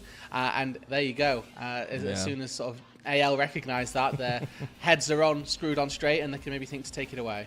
Yeah, just trying to find a lot of mobility out of that mid lane to be able to move around, be able to have influence, and be able to pair up with Tarzan when the inevitable Shun gank come through or the Grand Starfalls really come to bear. It might just end up being another comfort for Shanks. It's going to be his Annie, so you have that extra CC layering coming in. Yeah, now we're looking at whether or not they can really pilot a ton of damage through the rest of their roles. Annie and Trundle aren't your big ticket hyper carry style champions, so looking to see what it is that AL are going to give to Hope or maybe to Flandre for the rest of their damage profile. Early here, JDG do take the Corki, so opting out of a matchup in that mid lane, and looking noticeably, Victor is still open. That's typically one of the answers to the Annie. A lot of a longer range mid laner that can try and punish her earlier on, but Scout not feeling comfortable enough to take that early doors, and instead JDG elects to find a bot lane early on. I do appreciate this combo from Pace and Wink, though, and giving Wink this kind of forward momentum for himself to try to take that away from AL a little bit, but also just so much kind of go jump on people and take them down potential for JDG. Maybe a little bit of that now for Anyone's Legend as we get the Kai'Sa locked in for Hope. Yeah, I look at this and I don't see insane dive from AL necessarily. Like, yes, you've got a Tibbers who can try and find access to the backline. Trundle's going to be trying to get there, but isn't going to make it happen easily. So we're looking at something out of the top side that is going to be very geared towards dive, that can be helping out in helping out AL in their access to that backline and helping out Hope as well. Maybe Kael's going to be able to find something from that bot side that can do the same. Thinking Alistair as a ban here for JDG wouldn't go amiss. Maybe that Rel as well, who we've already seen, taken away by JDG even, is a pretty good answer. I do love some of this mid lane bans coming through in the second phase from AL, giving JDG a little bit of their own medicine from that first phase. But the Silas also would be a massive factor here. It's going to be the Alistar ban by JDG, though, so focusing that support pool. They could also put the Corki into the mid lane. It does then limit their options for the AP. Maybe could put Pays on an AP mage down on the bot side, but again, I think that limits their capability and limits what Pays can do for the team more than anything. Haven't been overwhelmed by Corki's performance as far as bot laners go, I will be honest, so not against the idea that JDG might look elsewhere for it. But AL at the minute need to find their support pairing, and they need to find their top laner as well. Most likely going to take the top lane as a counter pick and answer, and we'll see what it is that AL are looking for now for support. Kael can't pick the Rakan again, even though he really wants to. He has been wanting to cook a little bit in that bot lane, figure out what he wants to go for. It's going to be the Nico, so follow up CC there too, and some peel that they can use. Yeah, Nico a really good champion at keeping people off of your backline as well. I feel like before she became this massive engage threat, her benefits and her power came from when people would engage onto you and you would just stop them in their tracks. And then people realized that between Proto Belt and Flash, you can actually have some really good engage tools yourself. Why does Galio get his taken out and Nico still gets to have hers? Who knows? Yeah. Who knows? Yeah. Questions that will never be answered. And it's a tricky question, one that will be removed probably in, I don't know, probably in say less than the a end year. of this year. I'd say. But that Ryze does finally get locked in, right? Talked about it in the first phase, that it's a really good pick to try and pair up with this Pantheon, and JDG in the end kind of wrestle with that, decide that's what they want. Doesn't necessarily offer the same range that a Victor does, but it does mean that as you move into the late game, you'll be quite happy trying to navigate these side lanes. The Cassante taken blind here does open up for something like a Jace to come through, for Flandre on that top side, if they want to go for more damage as well. We talked about this at the beginning of the day, how Flandre has had to take a little bit of a back seat. Maybe had to put the fries in the bag on Ornn a couple times here, and he's going to get that job again. He's going to do it well, but it's going to be a job nonetheless that he has to tackle. Yeah, I mean, you can just sort of tell that this actually meshes a lot better with the AL composition. We were talking about the Kai'Sa and what the Kai'Sa has to offer currently. Well, not too much dive had been built up. Kael maybe that more secondary engage, but now with an Ornn as well, they have got those tools to get access to the backline, and they've got a way for Hope to dart in to try and take down Pace, to try and take down Scout as well. And on the other side for JDG, they do have a lot of go-forward style to them. Is it going to be enough to kind of crack that armor? I mean, if they get a lead going for themselves, it feels like they will be favored in that case. It's about whether or not they can generate that advantage early on. I mean, they're relying very heavily on the Pantheon and the Corki's laning and an early game dominance. More so than anything, I feel like the Ryze is going to be a bit of a sleeper in the early game. The Cassante probably needs a little bit of time as well versus the Ornn to really start to come into his own. So finding that lead again is going to come down to Jun. We saw a really good gank from him early on the Xin Zhao in that top lane when they lane swapped, but after that really fell to the wayside and felt a little bit neutered in the game. It's about whether or not Jun can step up further, if he can make more of a move and start to do a little bit extra across the map. And to see some of that team play come through. Gotta look like they've played as 5 before together. And memes aside, Yeah. I mean, they obviously have. And we'll see exactly how they can bounce back into this one. AL have always gone to 3 so far in split number 3. We'll see if they can end up winning another red side game here as we head into game 2 of the final series of the night.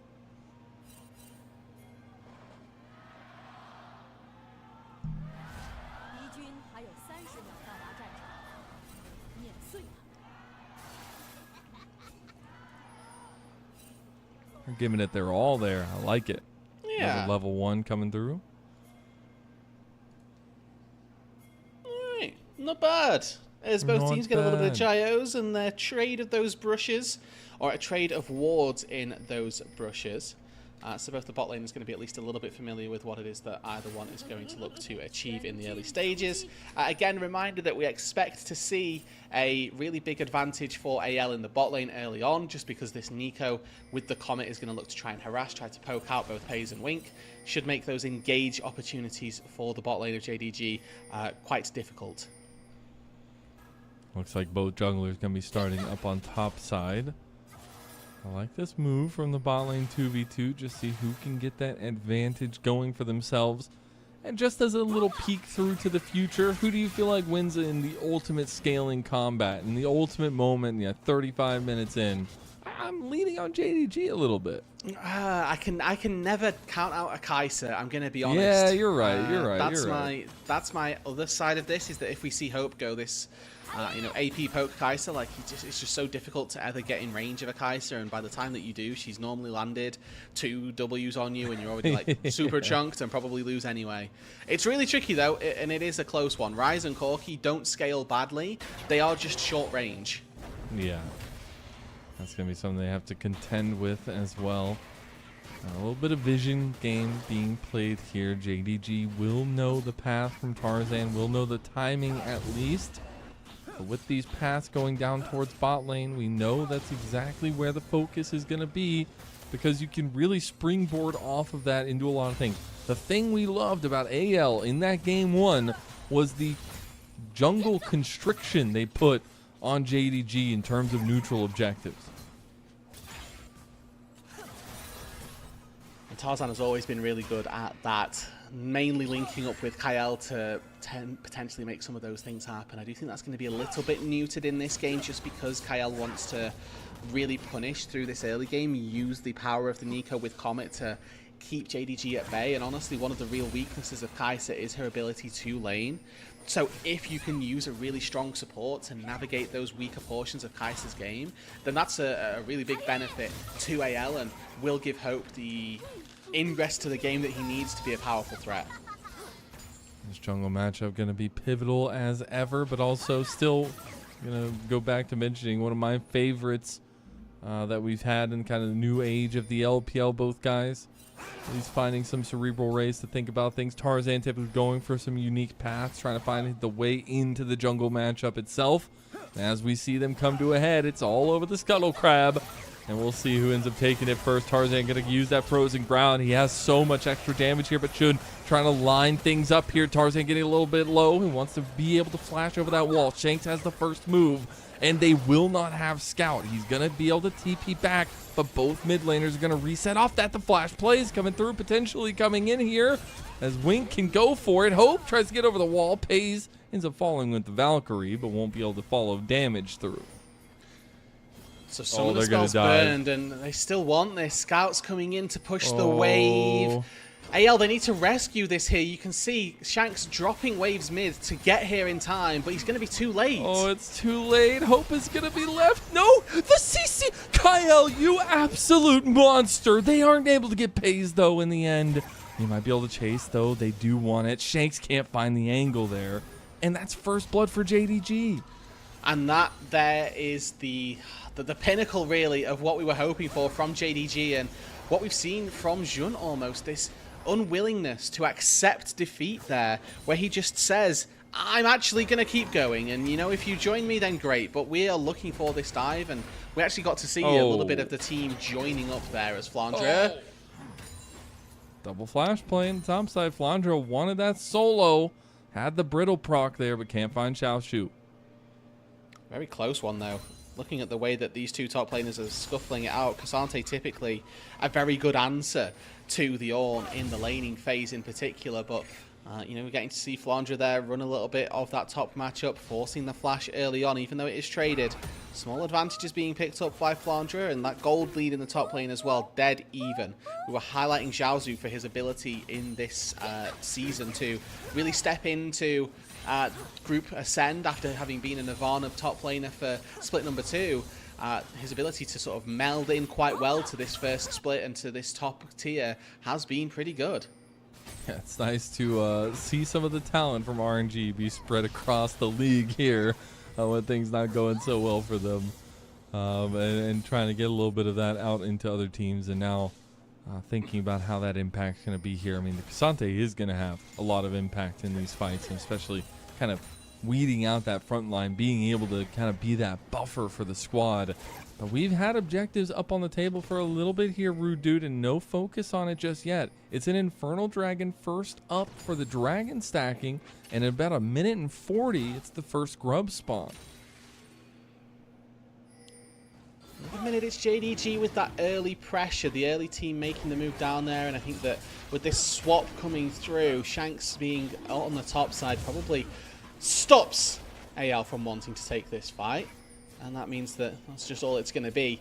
Keeping the powerful pieces of the game on the top side of the map means that AL aren't going to have an opportunity to contest this Drake. And this is how AL played game number... Oh my goodness. I got way too close for comfort. This is how AL played game number 1. You got to remember, they were very reserved. They kind of let JDG be rambunctious and then found the moment to strike. Now the compositions were a little bit different, but I'd say that might be the approach that AL are using here. I don't know if they want to necessarily give over all the grubs, though. No, I would like to see some semblance of a contest. I think that you have really good ultimate spikes with the Ornn, with the Annie as well. So we're hoping to see that they can use Kyle level 6 as well. If he can get to that marker just in time, you can already see he's got a decent experience lead over Wink, who is level 4, but the Nico level 6 is a massive tool if you can use it. Think back to you know, 2024, where we were talking about supports taking minion experience from mid lane to ding level 6 in time. It's that same sort of thing for Kyle this time around, where he wants to get level 6 before these grubs spawn so that he can have the power in that team fight, but even Hope not really at that timer just yet, so he's going to struggle to get a Nico ulti in this fight. And that's honestly a big difference maker in how the approach to the fight can work in these kinds of situations. But that level 6 mark going to be important for both sides of the battle here as we approach this grub fight. Might just be Grubageddon for this game, maybe this series. Yeah, with that early move, as you'd mentioned, Xiaozu no teleport, so that is just going to... It's probably just going to be AL taking it, as you highlighted. So with that, it's a funneling of gold onto the top laner for JDG, and again, something that we saw from JDG in Game 1. It didn't really pan out for them. Right, the Gwen didn't have that massive impact, wasn't able to have that big team fight that we so know for Needleworks to be able to pop off, and maybe this time round, giving gold to Xiaozu, they'll look for something a little bit more in that side lane and try to really use the K'Sante as a tool to take out Hope. Oh, they really wanted Shake. Shake just baited them out. They really want him. Coming too. They are using everything. He has flash, but he can't get out. The CC chain is too much, and Shun will get the kill again. Yeah, 2 flashes and 3 ultimates expended there, so they are committing a heavy amount to that top side, meanwhile leaving this mid lane completely open. Remember, Trundle plus Grubs is a lethal duo, so Hope and Kyle in tandem have already taken down 2 of these. Oh no. Yeah, he's got flash, so he gets out to safety, but doesn't really protect anything. Still going to lose out on a 3rd plate in that mid lane. Anyone's Legend, they get 3 plates mid in exchange for 2 plates top and a kill. Technically still worthwhile for JDG. Yeah, in the long run. We'll see if it ends up paying off for them totally, but right now, JDG looking a lot more in sync for game number 2 comparatively to that game number 1 that we saw of them. And we'll see if that changes or if things get a little bit more topsy-turvy once this first item spike comes through for either side.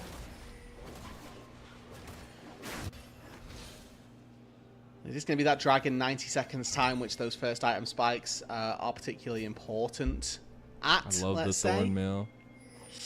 And it's a really early one. It's been picked up, and it's giving a lot of armor. I'll give it. But what's the love of Thornmail here? I don't know. I appreciate the fact that he's able to just kind of stand in fights and deal some heal cut back as well. I know he's taking it a little bit more for pays and things along those lines later. But still, hey, it's a cheap item. You can get it under your belt, ready for the fight. Kyle with some good heads-up play here, keeping Shanks, you'd like to think, safe, but he's able to just about use the Molten Shields to get out to safety. Now level 6 on this Nico, so expect to see Kyle start to try and make some plays on the map. And maybe start to look for a defense of Shanks in this top side, who has been getting worked a little bit by this Rise. We're seeing Scout able to just barely play on the edge of his range, bully out the Annie without having too much of a response from Tibbers in this side lane, but no flash for Tarzan, no Scout. The flash play from Shanks, though, it's going to be enough. Scout has no flash. He burned it when they caught him earlier. Just jockeying the vision there on that top side. Frozen Domain gives the Trundle the movement speed to walk in and be able to pillar Rise in place. Double flash is burned, so Kyle and Shanks both using that to make a play onto Scout, I think is a bit of an overcommit. Probably only needed one of those to make the play happen, and a long chase down would have been possible. But they instead elect to go for a quick snap play, make it so that there is absolutely no way that the Rise can get out to safety. But they committed quite heavily to this Rift Herald, or to the top side, to that Scuttle Crab, and now they're losing out on time down on that bot side, where the Dragons just spawned, and they still haven't taken their resets. Yeah, that's a little bit of troublesome moments for them, but Kyle just faced the I can't watch my goat, no! Oh, it's JDG trying to make a play now, but it's a 2v3, 2v2 now. Kyle trying to put down some damage, but Tarzan is just whacking them, man. It's playing whack-a-mole at the arcade right now, and JDG are the ones popping their head out of the hole. So it's a 2-for-1 on that top side. It's another win for AL. It's the power of this Trundle really coming to bear. The Subjugate giving him so many stats and making sure that he's able to stand tall in that skirmish. Finds 2 for the price of 1. And it's Scout once again just on side lane, losing out. And it's so funny. Not funny, maybe isn't the right word for it, but on LNG, when he's coming to the end of the time he spent over there, it was literally boom or bust. If he was winning the game, if he was active, if he was being proactive with his picks, he was always able to kind of single-handedly carry the team. But when things weren't going well, he would be sent off to side lane, and sometimes that wouldn't work out for him. And here he's been punished twice in a row trying to do that. It's about that recognition, knowing that actually that's where they punish Scout. But now Tarzan, the one under fire. Still has flash, can get over the death wall there, as I like to call it, but now Flandra has shown up, still has the ultimate. They can pull the trigger here. They're going to go for it. Hope waiting to go in as well. Hope trying to find it. Void Seeker in. Double knock-up, triple knock-up as well. Now Shun on the wrong side of the fight. He has to be careful because the rest of the team from AL is going to chase him down. Dragon's going to go through. He's locked down. He can't! With flash and everything there, he goes down. Dragon goes to anyone's legend as well. And that's 2 carries from JDG that just sit, look at their F key and think, nah, I'm good, pal, I'll just die. JDG lose out on 2 people. They don't fight for the Dragon. They can't fight because they get CC'd and taken down. And, this is really quite fundamental stuff. Flashing the critical cooldowns, you would think, would be something that they can do. But AL are quite happy to just fire those straight line skill shots, land them and take them down quite easily. Flandra with a double knock-up from the Ornn. We're getting to see Jun also just getting bullied around in the pit. And yes, they're able to bully Tarzan a little bit. They take a chunk onto him, but look at the power here. He flashed! Oh my god, and he lived? That's crazy! Now look at Paze, flash ready this whole time. Yeah. So much time. You're in the face of 4 people. Why aren't you flashing? This one is the one I'm questioning mark. That one for sure. He gets. I mean, he could have flashed this whole time. Yeah. Okay. No. Nope. You're right. We have our summoner spells for a reason. I'm trying to defend them. Oh, that feels real bad. That feels real bad. Anyways, JDG back on the map. I mean, it's only about a 2,000 gold deficit. They're still going to try to be proactive themselves and make this play around this Rift Herald now too, but AL are here. Okay, and we'll see. Maybe this is why they saved their summoner spells, Mazel, for the big fight around the Herald that AL can't possibly win with all of these summoners. This is a weird position, but Wink just goes for the play. They get the double CC, the Pop Blossom over top. Hope comes in with the Killer Instinct. You got to watch Hope. He's on Scout trying to get the fight in. All out comes in. Xiaoshu gets shanked beautifully out of the fight now, too. Now AL had to flash away from the advance of JDG. Yeah, Shattering Strike gets dodged by Hope's flash there, and it's a win for JDG. Engaged by Wink really sets them up nicely. It's a 2-for-1 in the long run, and Xiaozu with a very good escape, using a taxi of Shanks to turn the play back around and instead make them win out on that fight. Hope has no ult. He still has Barrier here if Paze wants to try and look for a fight. And as far as Kai'Sa items go, we are on a pretty weak point. Yes, he's got the Q evolve, but no attack speed to speak of just yet. The little bits that come from Kraken aren't going to be enough for him to be able to take this fight. As we get another look at this skirmish, Wink spots Tarzan, and they know that they don't want to give a 50-50. They go straight in for him. With a double stun there as well, doesn't look bad at all. It's a great disengage Pop Blossom from Kael. Like we talked about in the draft, it can do a lot of work to try and keep people safe. But Xiaozu here, just barely able to keep himself alive with a ulti over the wall, and despite all of that, it's AL that started up the next attempt on the Herald. Shanks, unfortunately, took the Underground Express straight to his death, chauffeured by Xiaoshu. And that's something you got to be careful of in these moments, especially how important Shanks is going to be to the lockdown characteristics of AL. As now we look back on the map state of things, Scout's going to get a side lane turret, so he'll be back to his shenanigans. But it's going to be a full press in mid lane and moving over with the Rift Herald towards top to get a double crash. It's not going to be able to. It's way too tight. Yeah, we don't have those angles, unfortunately. Maybe if he'd have gone, I don't know. I don't know how the top lane Rift Herald driving works as JDG fishing. Unfortunately, they didn't dangle the bait wide enough, and I think that this positioning is a little bit spooky as we see Jun behind Paze, not the position you'd normally like. Oh, Angle Barb did connect, but they can't follow through on it. Both teams really just not super confident in where they can enter and how they can enter here. Tarzan just wants to pull the trigger. AL are bloodthirsty. Yeah, it's very hit or miss. Kael Very baited dodgy. him. He goes in with the double, hits the triple two. Wink gonna go down to Hope now too, and Shun trying to block off against Kael and Hope, but Hope finds the other angle on him with the Killer Instinct, but now he's in trouble. He's by himself. Oh! Big play from Shanks. Double CC, and Hope is still alive. AL's kicking, and it's right into the teeth of JDG. They might not have any molars left. They're definitely not gonna even have any front ones. A massive flash from Shanks saves that team fight. It looked for all the world like Paze was going to be able to pop off and go crazy.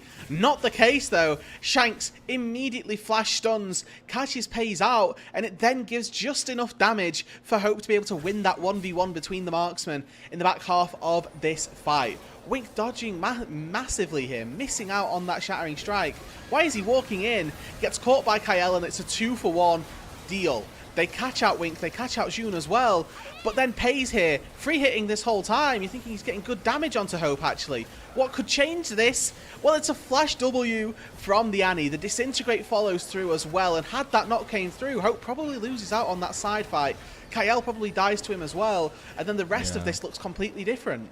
Just some of these decisions, man, it brings me back to what made this team so lethal. Hope is playing with the inch of his life there, and he's able to, he uses the Killer Instinct to get away from Xiaoshu's entrance where he was coming out of the fight. I mean, those little decisions mean so much, and now JDG, their heads are on a swivel. They've been spinny, and they have no hope in these fights right now. Oh, they're going to catch Scout too, maybe? For all the criticisms that I gave AL in game number 1 and saying, yeah, we've seen this before. Oh, this time round, game 2 looks pretty good. Scout spotted out on this side lane. Tarzan Kael swarming. As soon as they see him, they pounce. And Hope finds another kill. He'll go to 4-1-5 on the Kai'Sa, and that'll be the outside turret also going to AL. They have ballooned this lead, Rude. We talked a little bit about who do we favor as this game gets later. Well, currently, if I see a Kai'Sa with 4 kills, 5 assists, and her 2-item spike completed, that's who I'm going to favor, especially when we look across a 2.1 thousand gold lead over his counterpart. Hope continues to deliver for AL and continues to be one of these lifeblood pieces. Coming into this season, I don't think that was the expectation.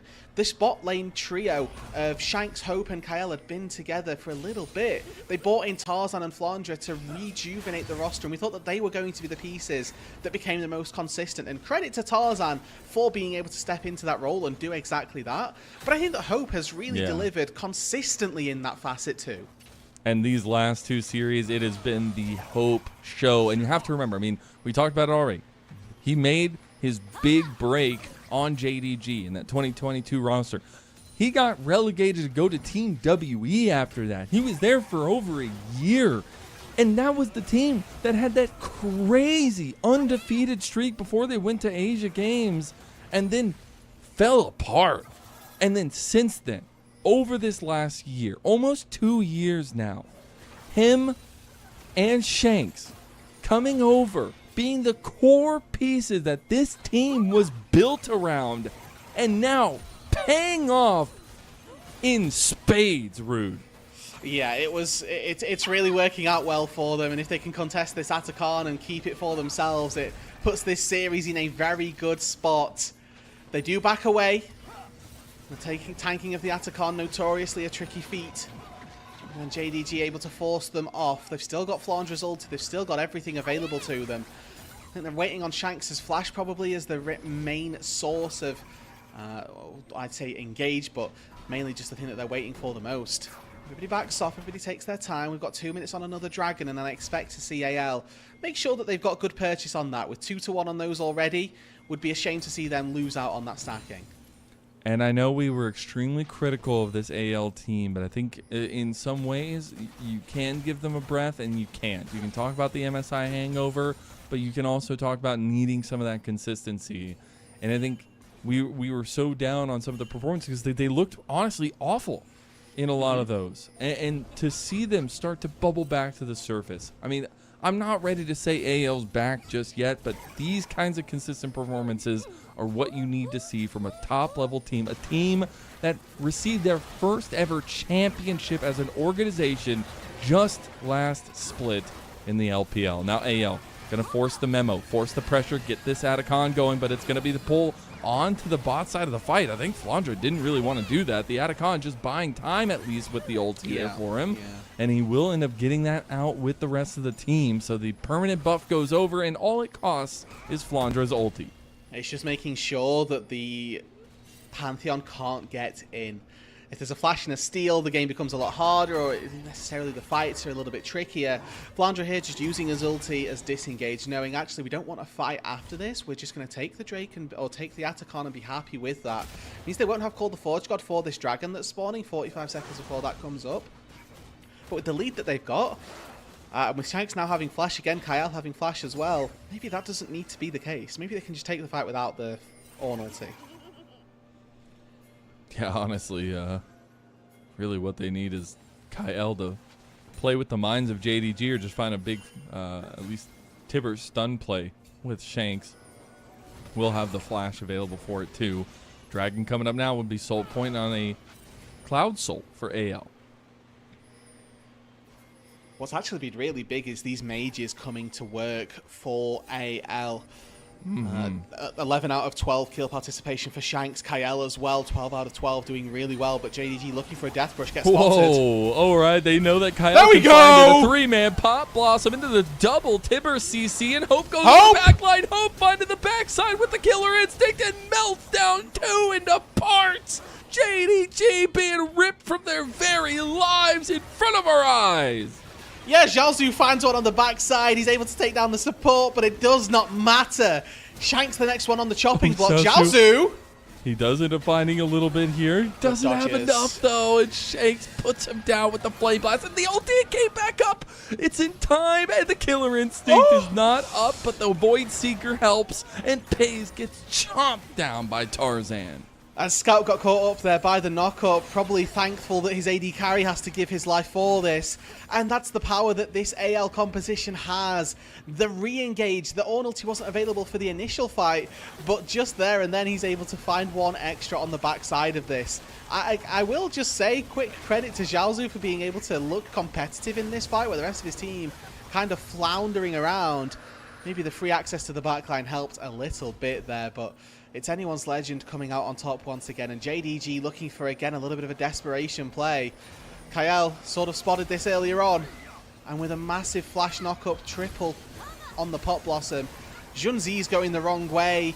Wink does a good effort at trying to disengage, but the second Hope gets into that backline. It's already curtains. Dude, he does so much damage once those plasma stacks come up. And again, like you said, Xiaoshu looking serviceable in these moments, but Hope just skirting the edge. Shanks was the ended up play from Xiaoshu, but he's able to get away. Yeah, and dodged man, Q there, dodged Q there. Yeah, able to get the CC back up. He had the stun back up. The fact that Flandra's ult comes back up at the end there, just you know, comedic in a lot of ways. There's some pings coming down because they've already started up the Baron for AL. Yeah, I mean, 2 mana of Trundle Kai'Sa can do this. It's about JDG trying to make their way in if they want to. Oh, the instant Tibbers into it. Shanks doesn't really have much. He's about to have his CC back up. Hope just goes in. Kael goes for the double. Does end up getting Hope that kill, and now they can just front to back this one all day. Xiaosu looks nothing like that last fight, and now the ulti from Flandra. His tank duties have been served well. The pillar stops Scout from going anywhere, and that's a full total ace, and a clean one at that for anyone's legend. They didn't even need the Baron to break open the base, Mazel. They might not need it to end this series. Anyone's legend. 5-0. Clean ace at 26 minutes. That's almost the fastest game of the split. The shortest game was 26-12 with Ultra Prime and TT. It's a little bit off of that, about a minute, but it's a potential return to form for anyone's legend. Welcome back to the LPL, baby. 2-2 now, evened up. And in a consecutive series as well, right? They were 0-2, now they've found a second series win, and finally, we see AL come alive in a game 2. We talked about them being 3-game series merchants, these game 1 and these, but they were able to close out really well this time round. And this second game as well, incredibly consistent. Once again, Hope having a standout performance in this bot lane, and I think that Kai'Sa, again, it's one of those picks that we synonymize with a lot of AD carries in the LPL, and at a certain stage, Hope is going to start to have to pick up that mantle as one of those LPL players. I think he's already starting with that, with a really good Kai'Sa performance, not just today, but in so many seasons gone past. And I can't help but feel a little sad. You know, it's tough to see a team with some of the biggest and brightest names that we honestly ever had in the LPL struggling to make ends meet, struggling to even put things together, especially against some of these top teams. And I don't know what the exact fix is for JDG, but you can see the disappointment, especially after they lose there, as they're getting up. You can see the disappointment on their faces, but you know that this is not the right trajectory for this team. Even if they are 2-3 now, they still have a lot of games left. We're barely getting started, it feels like. But it just hasn't looked clean. Yeah, I mean, they play effectively. Unfortunately for JDG, they're a third of the way through their season now, through their regular season. And yes, they'll have some semblance of a playoff or a best of 5 where their lives are on the line at some stage just by being in Group Ascend. But you really don't want to have that be the thing that you're living by. Well, it's okay because I have this. It's really not. You kind of want to be in that top 4. You want to be choosing when you go to playoffs, and making that choice of which of the bottom 4 teams that you're taking the pick of, because realistically, looking at the way that the series and that the playoffs are going to end up panning out, there's a possibility that we end up seeing EDG in playoffs, and that's not unrealistic to expect with the way that our weaker teams have been looking. But even still, top 4 get to pick from the bottom 4 of whoever makes it out of play-ins. you want to be as high up in that as possible and get as best a pick as possible.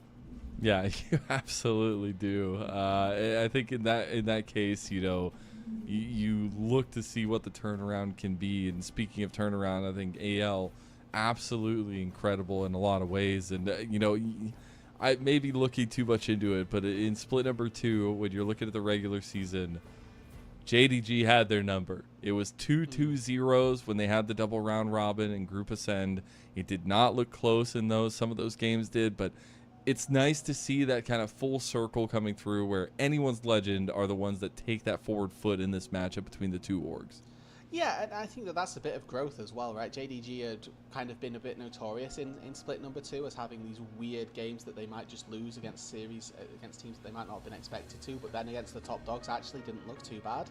But anyone's legend this time round have made some really decent progress. It seems like versus JDG, one of the few rosters that stayed the course between split 2 and split 3 as well. So the idea that there is that pre-existing synergy as well might be pretty important for them, and that they're finally starting to build up on that as well.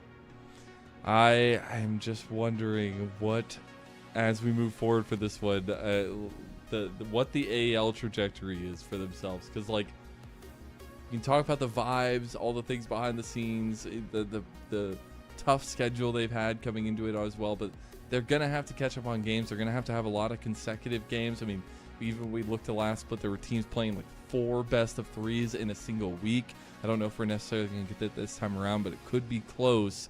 And it's just, I'm sitting here with my hand hovering a button, and that button says AL's back. And I can't press it yet. But you want to, and we all want to. My AL, finger's twitching, man. I think as well it's important to compare the expectations from both of the international events that we've seen, and maybe why we're so excited for AL to be back as an organisation. In the LPL, Top Esports went to first stand and gave the LPL a bit of a bad reputation, right? Like they made people think, hold on, this region, what's happened? But then AL go and they draw 2 full 5-game series up against Gen.G and T1, 2 of the best teams, the 2 best teams it feels like in the world right now. And the fact that AL are able to take them to such close 5-game series is a really good showing for the region as well. So having them back on top form, it is something that we are quite excited by. And we're going to get to take a look back through memory lane of the second game. Ooh, this is where it all started to go downhill for JDG. And and then it happens again. An extra melee creep, my lucky day. What happened to my goat? Yeah, counting the minions has been, we've overdone that bit, but it was an instance where Scout, gets caught out by not and it's counting all up to 3. from them burning that flash from just the pillar. Like Tarzan errantly just throws a pillar, gets the flash out from Scout, and then all of that happens. Yeah, and I mean, this fight around the Dragon as well, I don't think this was as detrimental necessarily to them, but it certainly put a bit more of an emphasis on the momentum of the game. It's a good reason for using your summoner spells. I hate to rag on people for such fundamental mistakes, but they are the types of things that end up costing you big time. And you can see this is the fight that preceded that. Pace doesn't need to use his flash there. He was absolutely fine the whole time. So, especially on the Corki, when you've got such a safety net in the Valkyrie, it does feel a bit weird to not use those tools when you need to. And I'm sure Hope's going to get MVP, so let's go ahead and give some praise to him. Some of these fights were clinical from him. I love the AD counter pick. I love getting a little bit of resources to Hope, and how much he has become a shining light for this team, and especially for the conditions that they'd like to play around. Yeah, and you look at where Hope has really thrived in the past. It had been on those more traditional hyper carries. I think Hope Jinx normally was something that at least I synergized with him quite well, and thought that's the type of thing that he would be good at. And we take a look once again at those international performances. It's picks like Lucian, and looking at the games that he's playing on the domestic stage, picks like Kai'Sa are becoming very, very scary, and types of things that you can't really be giving over to him if you want to, consider yourself competitive in a series. Exactly, and it's crazy. I look back, and this is an old interview, like right before he got kicked from JDG, so take it with what you will. But I remember his big goal after that kind of split, after things had come to an end, was to be like a shot calling kind of leader ADC. I would love to get a check-in with him one day and see how he's feeling about that aspect, or if that's completely changed for him. Because right now he's just got the locked-in mindset of hyper carry, and I feel like it's looking really powerful for AL too. Yeah, and I think that most importantly as well, talking, you highlighted that JDG, a former team of his, it's good to get a 2-0 on them as well. You mentioned that in split number 2, kind of a kryptonite of AL, JDG handed them a couple of losses pretty easily. But this time round, we got to see AL with a really solid 2-0 convincing victory, and we get to see Hope find that little bit of vengeance. He's got to get MVP, right? It's got to be MVP for Hope. I think you would like to think so. I advocated for it in game number 1. Tarzan had a good game. Okay, it's Kyle. Yeah. Hope, you were robbed, my king.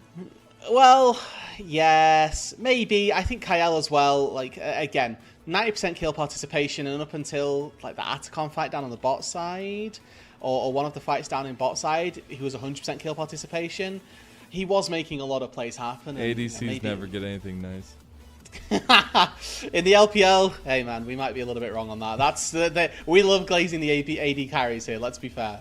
We do. We'll glaze them all day long. As we're going to take a look at the standings here, I do believe kind of break down what we're seeing going into the rest of this week. It was a super day. We had a little bit of movement in the standings. I got to say, Group Nirvana is looking chaotic as hell. But in both cases, we do have pretty dominant teams, Top Esports and EDG leading the way for their respective groups already. But AL starting to make the trudge up the standings here. Yeah, and I think that it is going to be a long road back up to top spot. Expecting Top Esports to lose another couple of series is a pretty tall order. Most likely going to be BLG or AL to try and hand them those defeats. With IG and Weibo, it feels like the team that are kind of fighting for that 4th spot. I sort of mentioned this in the series that they played against one another a couple days ago, that IG versus Weibo is likely going to be the decider of 4th and 5th, with JDG looking like one of those teams that we're still waiting to be convinced that they could compete. Yeah, that's the biggest question that remains, and we'll have to find out sooner rather than later if that's going to actually be the way that things go, if they go as intended or as expected. But speaking of expected, it's the end of the show, so we got one more thing to do before we get going, before I get your final thoughts, Rude Dude, because we got to say thank you to our very special Elite Coffee supporters, Aaron Soup, we've got Mung, Forest Without, and owners of Silmaril. And their pledge contributions help level up the show on a daily basis. They help pay all of the volunteers that come and donate all the time that is needed to cover these teams, cover this league, and give you the product that we try to represent for the LPL English product. And it's been a pleasure. Really, if you want to support us, if you want to give anything, go subscribe to Coffee. You can get access to interviews and content early, as well as giving questions to our interviews and things along those lines. And it helps out the broadcast so much. So that being said, Rude, final thoughts before we say our adieus for the day. We've gotten pretty easy 2-0s to finish out the days, 2 days in a row now. Yeah, I mean, the LPL continuing to deliver. I think generating these stories of these teams is becoming incredibly fascinating, really, to see where these teams across the standings are ending up. And a reminder that we are here every single day. We are putting on these shows every day of the LPL. It's a 40-day stretch where there are streams on this exact channel. So follow, subscribe, give us the support that you feel comfortable doing, because we're here to provide for you guys. We are indeed. So I got to give one last big shout out to you, Rude Dude, to Chippy, behind the scenes production all day. It's a long day, so huge shout out to Chippy and our socials and our mod team. They have a heck of a job putting everything, translating everything into what they do. So a huge shout out to everybody that makes this crew a crew, and shout out to the community for all the love and support we get. We'll see you tomorrow for more LPL action. Don't you dare miss it. At the same time that normal days start. We'll see you there.